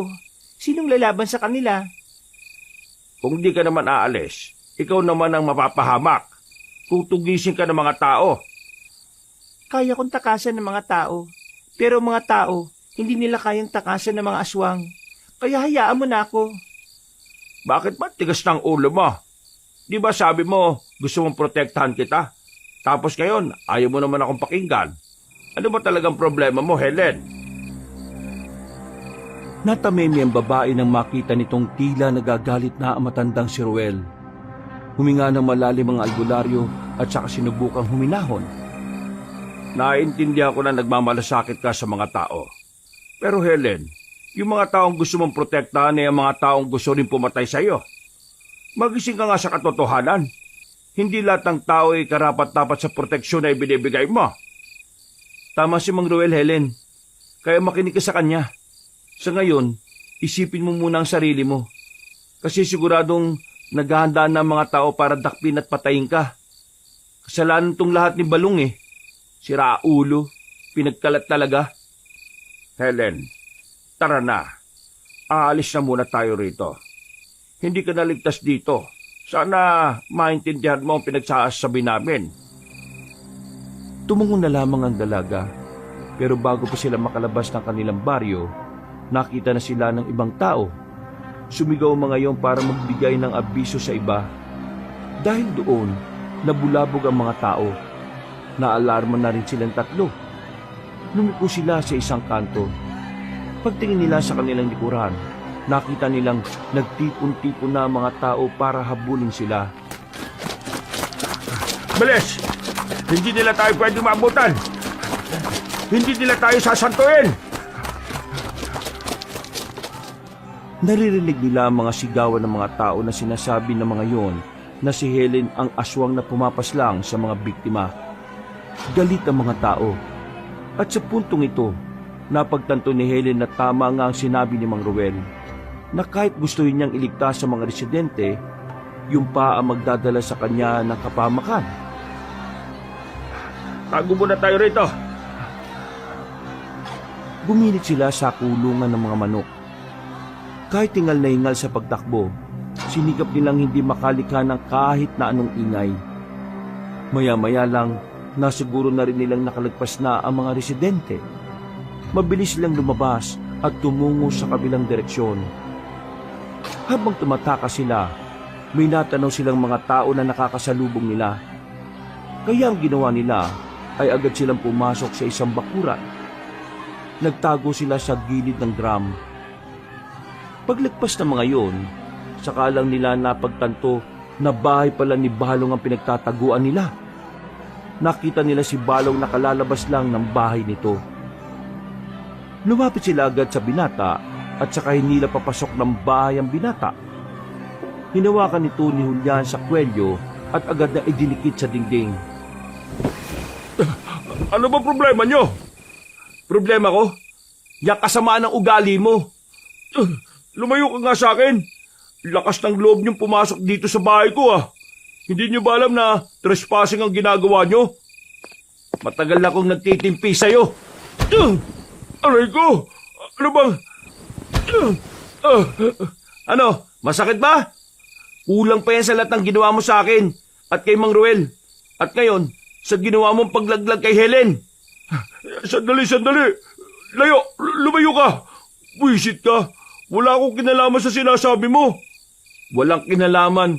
Ikaw lang ang nakakaalam na aswang si Helen. Tingnan mo mga tao ngayon, oh. Galit na galit. Ha? Nag-iisip ka ba? Kung ako nagkalat na aswang siya, dapat kasama nila ako ngayon. Hindi ko nga alam na hinahanap na siya ng mga tao eh. Wala kang maloloko rito. Marami kang dahilan para ilaglag si Helen. Unang-una, nagsiselos ka kasi hindi ka ang pinatulan niya. Pangalawa, matagal ka nang may inis kay Mang Ruel. Kaya wala kang magiging palusot ngayon, no? Tigas pala ng bungubog si Raulo ko eh. Hindi nga ako nagsabi sa mga tao. Ano ba mapapala ako dyan kung sasabihin ko, mamamatay lang yung babae niya pero wala naman ako mapapala eh. Magkakapera ba ako dyan? Wala! Eh kung hindi ikaw, sino nagsabi sa mga tao? Aba, ewan ko. Ako lang ba talaga nakakaalam? Lakas ng tama niyo ah. Dito pa kayo mismo sa bahay ko nagaganyan. Gusto niyo yata magkasubukan tayo eh. Mang Ruel, huwag ka maniwala sa siraulong to ha. Marami nang niloko to dito sa baryo. Kaya siya lang ang pwedeng sisihin ngayon. Bahala ka sa buhay mo. Kung ayaw mo maniwala sa akin. Palibasa kasi sarado yung utak mo eh. Kapag ayaw mo sa tao. Nabigla na lamang si Balong nang bunutin na ni Julian ang itak nito sa kanyang tagiliran. marahang napatras si Balong hanggang sa mapadikit na ulit ito sa dingding. Uy! Sira ulo! Kaya mo bang gawin yan? Kung para sa'yo, oo. Kakayanin kong makapatay ng tao. Kung ikaw lang din. Sandali! Bakit, Helen? Hindi siya ang nagkalat nito sa mga tao. Anong ibig mo sabihin? Kanina bago kayo dumating, nakita kong may isang aswang na nakikipag-usap sa barangay Tanod. Akala ko nung una hinahanap lang nila ako. Pero kutob ko, sinabi niya na aswang ako para mapilitan akong umalis dito kapag pinuksa na ako ng mga tao. Oh, kita nyo na. Wala akong kasalanan. Sa madaling sabi, inosente ako. Kayong dalawa lang talagang tatanga-tanga rito eh. Masyado nagpapadala sa emosyon at nakalimutan ng gumamit ng utak. O ano, paya kayo ngayon oh. Pasalamat ka na lang at nagkamali ako ng hinala. Kasi kung tumama ako, ikaw ang tatamaan. Baka nagkaroon ka ng gripo sa tagiliran. Sus, puro salita. Gawin mo. Gusto mo? Uy! Mang Ruel, ano ba to? Wala naman akong kasalanan. Ayaw pa paawat oh. Aba na yan, Julian. Wala tayong mapapala kung makikipag-away tayo sa isang yan. Wala kayo mapupuntahan, di ba? Kawawa. Lumabas na kayo ng bahay ko. Bago ko pa kayo kasuhan ng trespassing. Bakit hindi mo sinabi sa mga taon tungkol sa lihim ni Helen? Hindi ako interesado. Yun lang yun.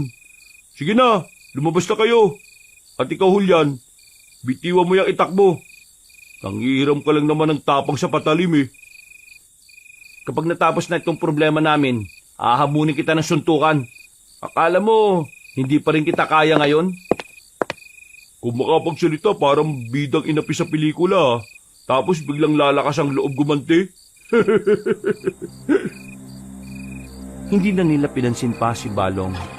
Palabas na sila ng bahay nang biglang dumaan ng mga residente sa harapan. Nagkatinginan pa sandali. Nang sumigaw na ang mga yon, muli silang bumalik sa loob ng bahay. Walang nagawa si Balong kahit na ayaw nilang naroon ng tatlo. Buisit! Lumabas kayo! Uy! Saan may daanan dito? Bahala kayo! Saan? Una! Sa likod! Wala na silang sinayang na sandali. Nagmamadali na silang nagtungo sa likod ng bahay at doon ay meron silang nakitang lagusan. Nagulat na lang sila nang biglang sumunod sa kanila si Balong. Napagkamalan nitong kasama nila Mang Ruel kaya wala itong magawa kundi ang sumama na lang sa kanila. Huwag ka nga sumunod sa amin! Anong wag? Dahil sa inyo kaya delikado buhay ko. Visit kayo. Akala nila kasama niyo ako eh. Tumama ka na lang kung ayaw mong mamatay. Ayoko lang ng siraulot pasaway ah. Uy Ellen, di ba aswang ka?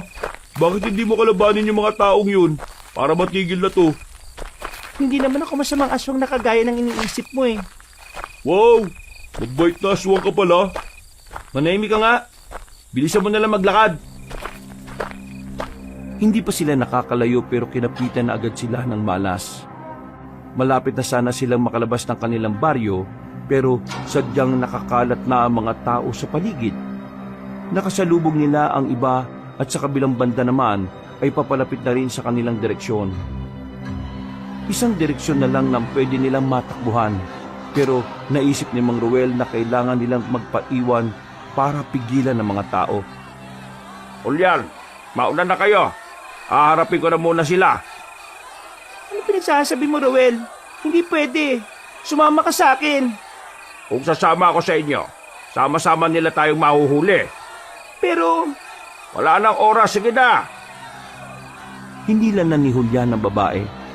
Sumama naman si Balong sa kanilang dalawa, habang si Mang Ruel naman ay nanatili lang na nakatayo sa daan. Nang makarating na ang mga tao, tumigil din ang mga yon. Sinamantala na ni Mang Ruel na ipaliwanag ang lahat. Pero kahit nasabihin nilang hindi naman masamang aswang si Helen, walang nakikinig sa kanya. Nang ibabaw ang galit ng mga tao at ang galit na yon ay gusto nilang ibuhos lahat kay Helen. Dahil si Mang Ruel ang naroon, binugbog siya ng taong bayan. Hindi lang yun basta bugbog. Ramdam talaga niya na yun na ang mitya ng kanyang buhay. Hindi siya makagalaw. Sobrang sakit ng kanyang buong katawan. Naramdaman na lamang niya na hinihila na siya ng mga tao. Kahit na nahihilo, napansin niya na nasa kagubatan na sila. Meron siyang naririnig na agos ng tubig. Sa isip-isip ni Mang Ruel, itatapo na siya roon at doon na rin siya malalagutan ng hininga. Sa kanyang huling hininga, napangiti na lang siya. Kahit na papaano ay masaya siyang mawawala sa mundo dahil nagawa niyang patakasin ang babaeng si Helen. Bago niya ipikit ang kanyang mga mata, ay napatingin siya sa puno ng saging. May umilaw sa dulo ng puso. Bagay na hindi niya alam kung ano. Kinain ng liwanag ang buong paligid. Halos tumagal yun ng 1 minuto. Nang mawala ng liwanag, nagtaka si Mang Ruel. Naramdaman na lang niya kasi na parang nawala ang pananakit ng kanyang katawan. Ang kanyang mga sugat ay parang mabilis na naghilom. Nawala na rin ang pamamaga ng kanyang mukha. Teka, anong nangyari? Bakit gumaling ako bigla? Muli siyang napatingala sa puso ng saging. Nakita niya sa dulo nito na parang merong maliit na bagay roon pero matigas na kasing laki ng holen. Parang katas na nabuo. Sa hindi malamang dahilan ay naisipan niya yung kunin. Paghawak niya roon ay muli itong nagliwanag. Nanlaki ang kanyang mga mata nang mapagtanto kung ano ang nasa palad niya. Isang anting-anting. Panginoon, hindi ko alam kung ano ang nagawa kong mabuti para pagkaluban niyo ako ng ganito. May kasalanan ako mabigat noon nasa simbahan pa ako bilang pari. Bakit? Sinusubukan niyo ba ulit ang katatagan ko bilang tao? Panginoon, pinapangako ko, gagawin ko ang lahat para makabawi sa kasalanan na nagawa ko noon. Pinatunog niya ang braso, daliri at leeg. Maayos na ulit ang katawan niya. Sa katunayan, pakiramdam niya ay ang gaan-gaan ng kanyang katawan. Hindi na siya nagtagal sa lugar na yon. Umalis na rin siya para balikan si Helen. Gamit ang kapangyarihan ng anting-anting, mabilis siyang nakatakbo papasok muli sa kanilang baryo. Sa labas pa lang, naririnig niya na ang sigawan ng mga tao na tila nagdiriwang. Kinabahan si Mang Ruel nang makita niyang bihag na ng mga tao ang aswang. Nagmamadali siyang pumunta sa mga sigawan. Hanggang sa nakita na lamang niyang nakatali na si Helen sa kawayan at napapalibutan niyo ng dayami na nakahandang sunugin ng mga tao. Agad na lumapit si Mang Ruel. Nilapitan din siya ng isang lalaki pero nang tangkain siya nitong paluin ng 2x2 ay nahawakan niya lang yon. Dinakma niya ang lalaki at walang kahirap-hirap na binalibag. Hindi pa nakontento ang mga naroon. Nilusog nila ang matanda. Pero dahil kakaiba na si Mang Ruel, wala ni isa sa mga yon ang nakatama sa albularyo. Dahil doon, nagtataka na ang mga residente.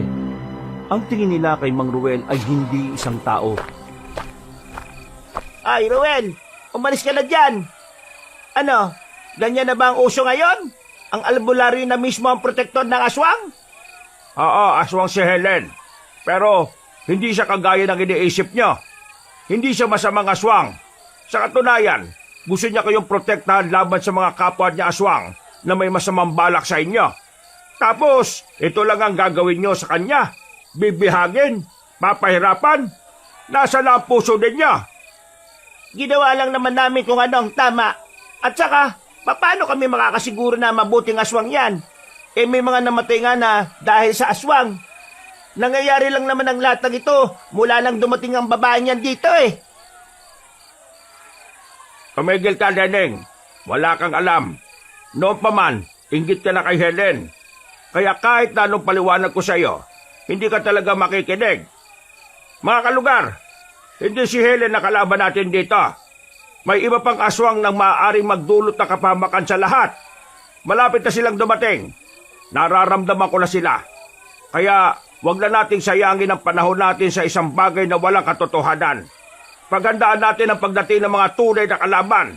Kaya sana... Mga kasama, huwag kayong makinig sa kanya. Kasintahan niya kasi ang babaeng aswang na yan, kaya hindi niya talaga yan ilalaglag. Kung hindi kayo makikinig sa akin ngayong gabi, maaring maraming buhay ang mawala.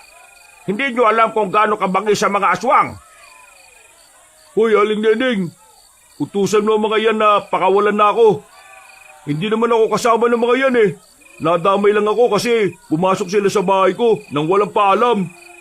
Manahimik ka. Hindi ka naman kinakausap. Palibasa, kulubot na ang mukha mo eh. Mga kalugar, amili kayo. Sasama kayo sa amin o itutuloy nyo pa rin ang ginagawa nyo kay Helen. Mga kasama, huwag kayong papalinlang sa isang yan. Tuta ng aswang ito si Ruel. Ginagawa niyang lahat para lang hindi maparusahan ang aswang na nagkasala. Hindi ito ang panahon ng pagkakahiwa-hiwalay nating mga magkakalugar. Ito ang tamang panahon para magkaisa laban sa mga masasamang aswang. Wala kang mauto rito, Ruel. Kaya mga kasama, simulan na natin ang pagsunog sa babaeng yan. At lahat ng nagpoprotekta sa kanya ay kailangan din nating isama sa parusa. Ano yan? Yan na sinasabi ko sa inyo. Noong mga sandaling yon, nataranta na ang mga residente. Kanya-kanya ng pulasan ng mga yon. Ang kaso nga lang, sinasalubong sila ng mga aswang. Tila nawala ang tapang ng mga tao. Takot na tumatakas papalayo lamang sa mga nilalang. Samantala, hindi rin naman sinayang ni Mang Ruel ang pagkakataon. Mabilisan niyang inalis ang tali ni Helen at ni Julian. Idadamay na rin niya si Balong. Buti naman tinanggal mo ni tali ko. Alam nyo, kasalanan nyo lahat ng to eh. Huwag ka na nga manisi kung gusto mo mabuhay sa mundo. Yan na naman, epal ka na naman. Sige na, alis na ako ha. Bahala na kayo dito. Malapa ka sana ng aswang. Kailangan na nating umalis dito, Helen. May nararamdaman akong malakas na presensya. Tingin ko, siya ang pinuno ng mga aswang. Palis na sana sila nang biglang humarang na ang mga aswang. Pinagpapapaslan ng mga yon ang ilan sa mga residenteng nagtangkang tumakas. Binitiwan sandali ni Mang Ruel ang babaeng aswang. Pinatunog-tunog pa nito sandali ang kanyang braso. Maya-maya, agad nitong nilapitan ng mga aswang na nasa harapan nila. Pinagsusuntok niya yon at wala siyang pinalagpas kahit na isa. Namimilog ang mata ni Julian at Helen habang pinapanood ng matandang lalaki. Hindi makapaniwala ang mga yon na biglang bumilis ang matanda. Mang Ruel, ang galing nyo naman. Ano ba nangyari sa inyo? At bakit bigla na lang kayong naging ganyan? Akala namin kanina patay ka na eh. Wala akong oras magpaliwanag siya ngayon. Sasabihin ko sa inyo kapag natapos na natin ang problemang ito. Ruel, sasama kita sa pagkikipaglaban. Sige, sabayan mo ako. Iligtas natin ang baryong ito at ang ilang tao na naniniwala sa atin. Isa-isang pinuntahan ni Mang Ruel ang mga kabayan para abisuhan ng mga yon na huwag lumabas. Nakinig naman ang karamihan sa kanila. Pagbalik niya sa labas, nakita nila ang mga wala ng buhay na katawan ng mga tao. Lahat ng yun ay sugatan at umaagos ang dugo mula sa kung saang parte ng katawan. Nakaramdam ng panghihinayang ang matandang si Ruel. Hindi kinaya ng kanyang kalooban na makitang nakandusay ang mga kalugar nila. Pero wala na siyang magagawa. Mas pinili ng mga yon ng maling landas kaysa makinig sa kanila. Doon, naroroon ang mga aswang. Naunang tumakbo si Mang Ruel. Para itong binata na walang nararamdamang sakit sa katawan. Nang makalapit na si Mang Ruel, sinapak niya agad ng isang aswang. Sa lakas ng pagkakasuntok niya, pati pangil ng aswang ay natanggal. Hindi pa nakontento si Mang Ruel. Nilapitan niya pa ang ibang aswang. Lumundag siya paakyat sa bubungan. Pinagsasasapak niya ang mga yon at pinagsisipa. Hindi niya pinatawad ang mga nilalang. Pero kahit marami-rami na rin ang kanyang napapaslang ng mga aswang, hindi pa rin makakailan na meron pa rin nadadagdag. Mga ilang sandali pa, nakarinig na rin sila ng malalakas na putok ng baril. Marami, sunod-sunod. Napangiti na lamang si Mang Ruel na mapagtanto nilang ang pamilya ni Abel ang dumating. tinulungan sila ng mga yon na bawasan ng mga aswang sa baryo. Maraming salamat, Abel. Walang problema, Mang Ruel. Kaming bahala. Helen, samahan mo ako. Hahanapin natin ang pinuno nila. Nararamdaman kong nandito lang siya. Sa gawing ito, Mang Ruel, paano ako? Sumama ka na muna kina Abel.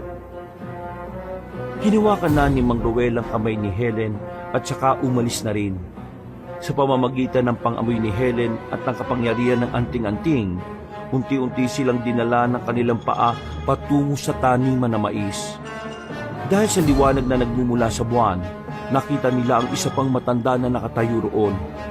Mahaba at kulay puti na ang buhok nito, na tila ba hinihintay na lang din silang dumating. Mabuti naman at hindi mo na ako pinahirapan na hanapin ka, Helen. itigil mo na ito, Harwan. Hindi na ito tama. Taliwas ito sa napagkasunduan na tayo mga aswang ay pipiliting mamuhay ng normal. Mabuhay ng normal. Hindi mo yata alam ang mga sinasabi mo eh. Sa lipunang ito, ang mga kagaya nating aswang ay walang karapatang mamuhay ng normal. Sa bawat araw at gabi natin, ay naroon ang pangamba na dulot ng mga mapangahas na tao. Kahit saan tayo magpunta, may banta sa buhay ng ating lahi. Kahit saan tayo magtago, naroon ang mga tao. Nag-aabang lang ng tamang pagkakataon kung kailan nila tayo maaring abusuhin. Kahit na kailan, hindi tayo makakapamuhay ng normal hanggat merong naniniraang tao sa lipunang ito. Kaya naman ngayon, sisimulan na namin ang matagal ng pinapangarap ng bawat isa, ang pagharian ng sanlibutan. Kaya kung hindi ka sasama, mapipilitan akong kalimutan ng kasal at paslangin ka na lamang. Gawin mo kung anong gusto mong gawin. Hindi ko papayagan na magtagumpay ka. Ikaw na nagsabi, hanggat may mga tao sa lipunang ito hindi kayo makakapamuhay ng normal. Kaya ngayon, patunayan natin tama ang sinasabi mo. Hindi na nagsayang ng sandali si Mang Ruel. Mabilis itong tumakbo palapit sa matandang aswang. Pagsuntok nito ng malakas, nakailag si Harwan. Pero hindi pa rin tumigil ang matandang albularyo. Magkakasunod na suntok ulit ang kanyang pinakawalan. Si Helen naman ay sumunod na rin sa pag-atake. Sabay nilang nilabanan ang pinuno ng mga aswang. Tanggapin mo ito! Sa wakas ay tinamaan din si Harwan. Solidong suntok ang lumapat sa panga nito na naging dahilan para mayanig ang ulo nito. Gumewang-gewang sandali si Harwan pero nanatili pa ring nakatindig. Tumawa na lamang ito na tila ba ng iinsulto. Isang malakas na suntok, pero hindi pa rin ako kayang paslangin ng ganyang pwersa. Kaya kahit na gumamit ka pa ng kahit anong pangontra, wala ka rin ang dami mong dinadaldal! Isang malakas na suntok na naman ang pinatama ni Mang Ruel. Hindi na naman nagpahuli ang babaeng si Helen. Lumapit siya kay Harwan at sunod-sunod na pinagkakakalmot ang matandang aswang sa dibdib. Hindi yun inaasahan ni Harwan, kaya nabigla ito sa ginawa nila. Tunay kang malakas ka, albularyo. Ikaw rin, Helen. Kaya naman bilang paggalang sa kakaibang husay niyong dalawa, ilalabas ko na rin ang tunay kong lakas. Nanlaki ang mga mata ni Mang Ruel nang malapitan agad ni Harwan si Helen. Mabilis din naman siyang lumapit doon para salagin ang atake na dapat sana ay kay Helen tatama. Sa lakas ng suntok ni Harwan, tumilapon si Mang Ruel. Sumadsad pa ito sa lupa at tumama sa makapal at malaking ugat ng puno. Pero kagad namang nakabangon si Mang Ruel. Nakita na lamang niyang nakadapa na rin si Helen. Ilang beses itong pinagsisipa ni Harwan. Hindi niya sinayang ang pagkakataon. Habang abala si Harwan ay agad siyang tumakbo ng mabilis. Paglingon ni Harwan sa kanya ay nahawakan na niya ang buhok nito. Hinila niya yun ng malakas, sabay suntok sa sikmura. Kumalas agad si Harwan. Dumistansya ito sa kanila. Helen, naririnig mo ba ako? Sumagot ka! Huwag mo kong intindihin. Unahin mo si Harwan. Magpahinga ka lang dito. Ako nang bahala sa isang yan. Ipapangako ko sa iyong ipapanalo ko ito. Maraming salamat, Ruel. Hoy! ituloy na natin ang laban. Laban ito hanggang sa kamatayan. Yan! Ganyan ang gusto ko. Kayang sumabay hanggang sa huling hininga. Muling tumindig ang pinuno ng mga aswang. Si Mang Ruel naman ay buong tapang ding humarap. Parang walang nangyari. Normal pa rin ang kilos ni Mang Ruel. Yun ay dahil mas gumagana pa rin ang anting-anting ng gamit niya. Sandali silang nagtitigan ni Harwan. Tila nagpapakiramdaman sa magiging galaw nila. Maya-maya, nagsulubong na rin silang dalawa. Isang malakas na suntok agad ang pinakawalan ni Mang Ruel. Ganun din naman si Harwan. Pareho silang tinamaan sa mukha. Pero agad din namang nakabangon at muling nagpakawala ng maraming suntok ang matandang albularyo. Noong mga sandaling yon, ramdam ni Mang Ruel na tila nagdadalawang isip si Harwan na sabayan siya. Kaya naman sinamantala na ni Mang Ruel ang pagkakataon na siya ang nakakalamang. Kinuha niya sa lapag ang itak ni Helen. Unang taga niya pa lang kay Harwan ay tinamaan niya ito sa braso. Sirit agad ang dugo ng matandang aswang. Naging dahilan yon para mas lalo itong manggalaiti sa kanya. Masyado ka nagiging kampante sa sarili mo. Huwag mo akong binamaliit. Sa bilis ng ginawang paglapit ni Harwan, ay hindi na yon namalayan pa ni Mang Ruel. Kinalmot siya ng aswang sa kanyang dibdib. Bumaba pa yon hanggang tiyan. Mabuti na lang talaga ay malakas ang kapangyarihan at proteksyon ng anting-anting. Kaya kahit na papaano ay hindi naman malala ang kanyang tinamo. Ganun pa man, nakakaramdam na siya ng pagkabahala. Napansin niya kasi na habang tumatagal, mas lalong lumalakas ang pinuno ng mga aswang. Huminga siya ng malalim. Nagsagawa siya ng saglit na konsentrasyon para makapag-isip. Kaso pagdilat niya, nasa harapan na niya si Harwan.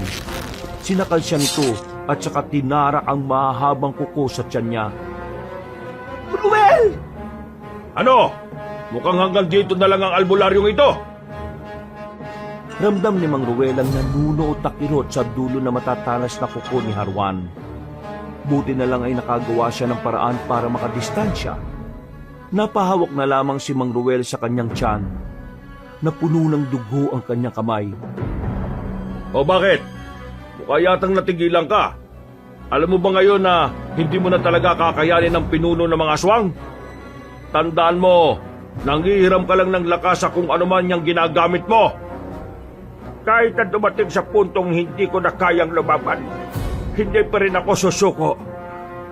Lalabanan kita hanggang kamatayan! Yan, ganyan dapat. Masarap kalaban ng mga kagaya mong pilit na lang nagpapakatatag. At ka na masyado kahit na hindi ko pa ginagamit ang tunay na lakas ng anting-anting. Anong sinabi mo? Nagulat ka ba? O nagsisisi ka na ngayon dahil hindi mo ko kagad pinaslang? Kaya humanda ka na ngayon! Biglang lumiwanag ng bagya ang anting-anting na nakadikit sa dibdib ni Mang Ruel. Nang mawala ang liwanag, napansin na lamang ni Harwan na kakaiba na rin ang presensya ng albularyo. Dahil dito ay nakaramdam na ng kaba ang matandang aswang. Pagtingin ni Harwan sa gilid niya, hindi niya inaasahang naroon na si Mang Ruel. Iilag pa sana ang aswang pero naitarak na ni Mang Ruel ang itak ni Helen. Binaon niya yon sa tagiliran ni Harwan. Tumugos pa ito sa kabilang tagiliran. Paggugot niya, dito na gumewang-gewang ng malala si Harwan. Tumatagas ang dugo nito. At kahit takpan nito ang malagripong butas sa tagiliran, wala rin itong magawa dahil unti-unti na siyang nangihina. Hindi nyo na mararanasang mamuhay ng normal na hindi kasama ang mga tao. Dadalin mo sa hukay lahat ng mga masasama mong plano. Hindi ako papayag na matatalo lang ako ng isang kagaya mo. Pinilit pa rin ni Harwan na makatayo. Pero sa halip na si Mang Ruel ang unahin nito, si Helen na nakahiga pa rin ang pinagtirian nito. Nanlaki ang mga mata ni Mang Ruel dahil hindi niya yun inaasahan. Malayo siya sa kanyang kasintahan at mas nauna sa kanya si Harwan.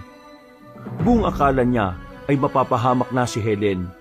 Pero buti na lamang ay dumating si Julian. Gamit ang dinampot na bato sa lapag, pinukul niya yon sa ulo ni Harwan.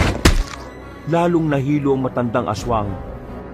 Naging dahilan naman yon para kay Mang Ruel na tuluyan ng tapusin ang pinuno ng mga aswang.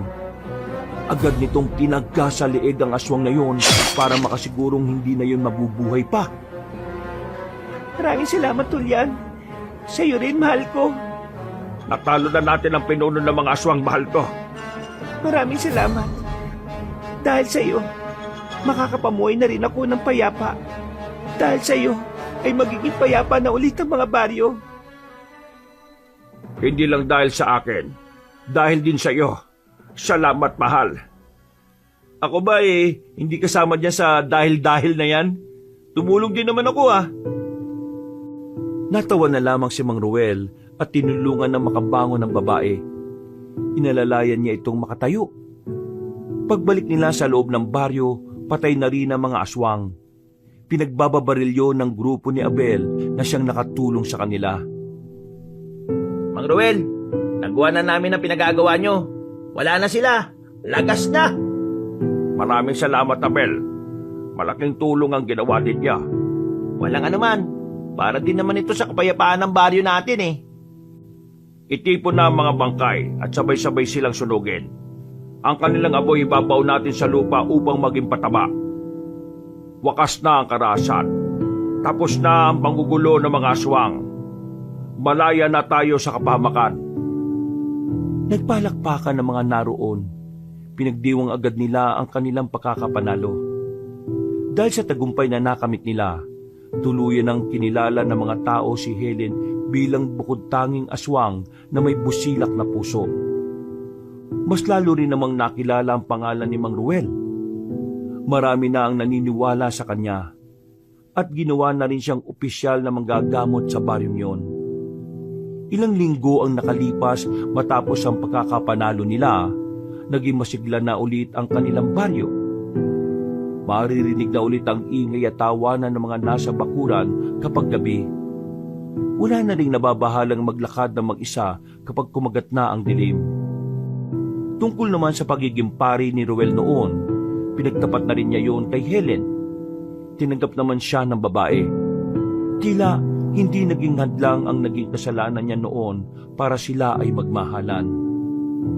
3:00 ng hapon, nakatayo si Mang Ruel at Helen sa harapan ng simbahan. Nakangiti si Mang Ruel. Aminin man niya kasi o hindi, nasabik din siyang makita ang dating tahanan ng Diyos na kanyang pinaglilingkuran. Ang simbahan na yan ang pinagmulan ko. Minahal ko ang simbahan na yan na gaya ng pagmamahal ko sa sarili ko. Pero dahil sa hindi inaasahang pagkakataon, kinailangan kong umalis para sa kahihiyan at kaligtasan. Kung ano man ang naging dahilan kung bakit ka napaalis bilang pare, mahal pa rin kita. Hindi magbabago ang tingin ko sa'yo. Helen, ayos lang ba sa'yo na hindi na kita mabigyan ng anak? Ano pinagsasabi mo? Para kang timang. Matanda na kasi ako Alam mo naman, mahina na rin ang tuhod ko. Baka hindi pa tayo matapos atakihin na ako sa puso. Kahit wala tayong anak, ikaw lang ay masaya na ako. Masaya na ako sa ideyang kahit na isa kong aswang, buong puso mo akong tinanggap. Maraming salamat, mahal. Maraming salamat sa pagmamahal. Napangiti na lamang si Mang Ruel. Marahan niyang hinalikan sa labi si Helen. Halos magtatatalo naman siya sa sobrang tuwa. Yung kasi ang unang pagkakataon na nakahalik siya ng babae. Para siyang nakalutang sa alapaap. Pansamantala siyang nawala sa sarili. Makalipas ang 1 buwan, ikinasal na sa West ang dalawa. Hindi man sila magkaanak dahil sa kanilang mga kondisyon, masaya pa rin namang nakapagsama ang magkasintahan. Naging mabuting may bahay si Helen.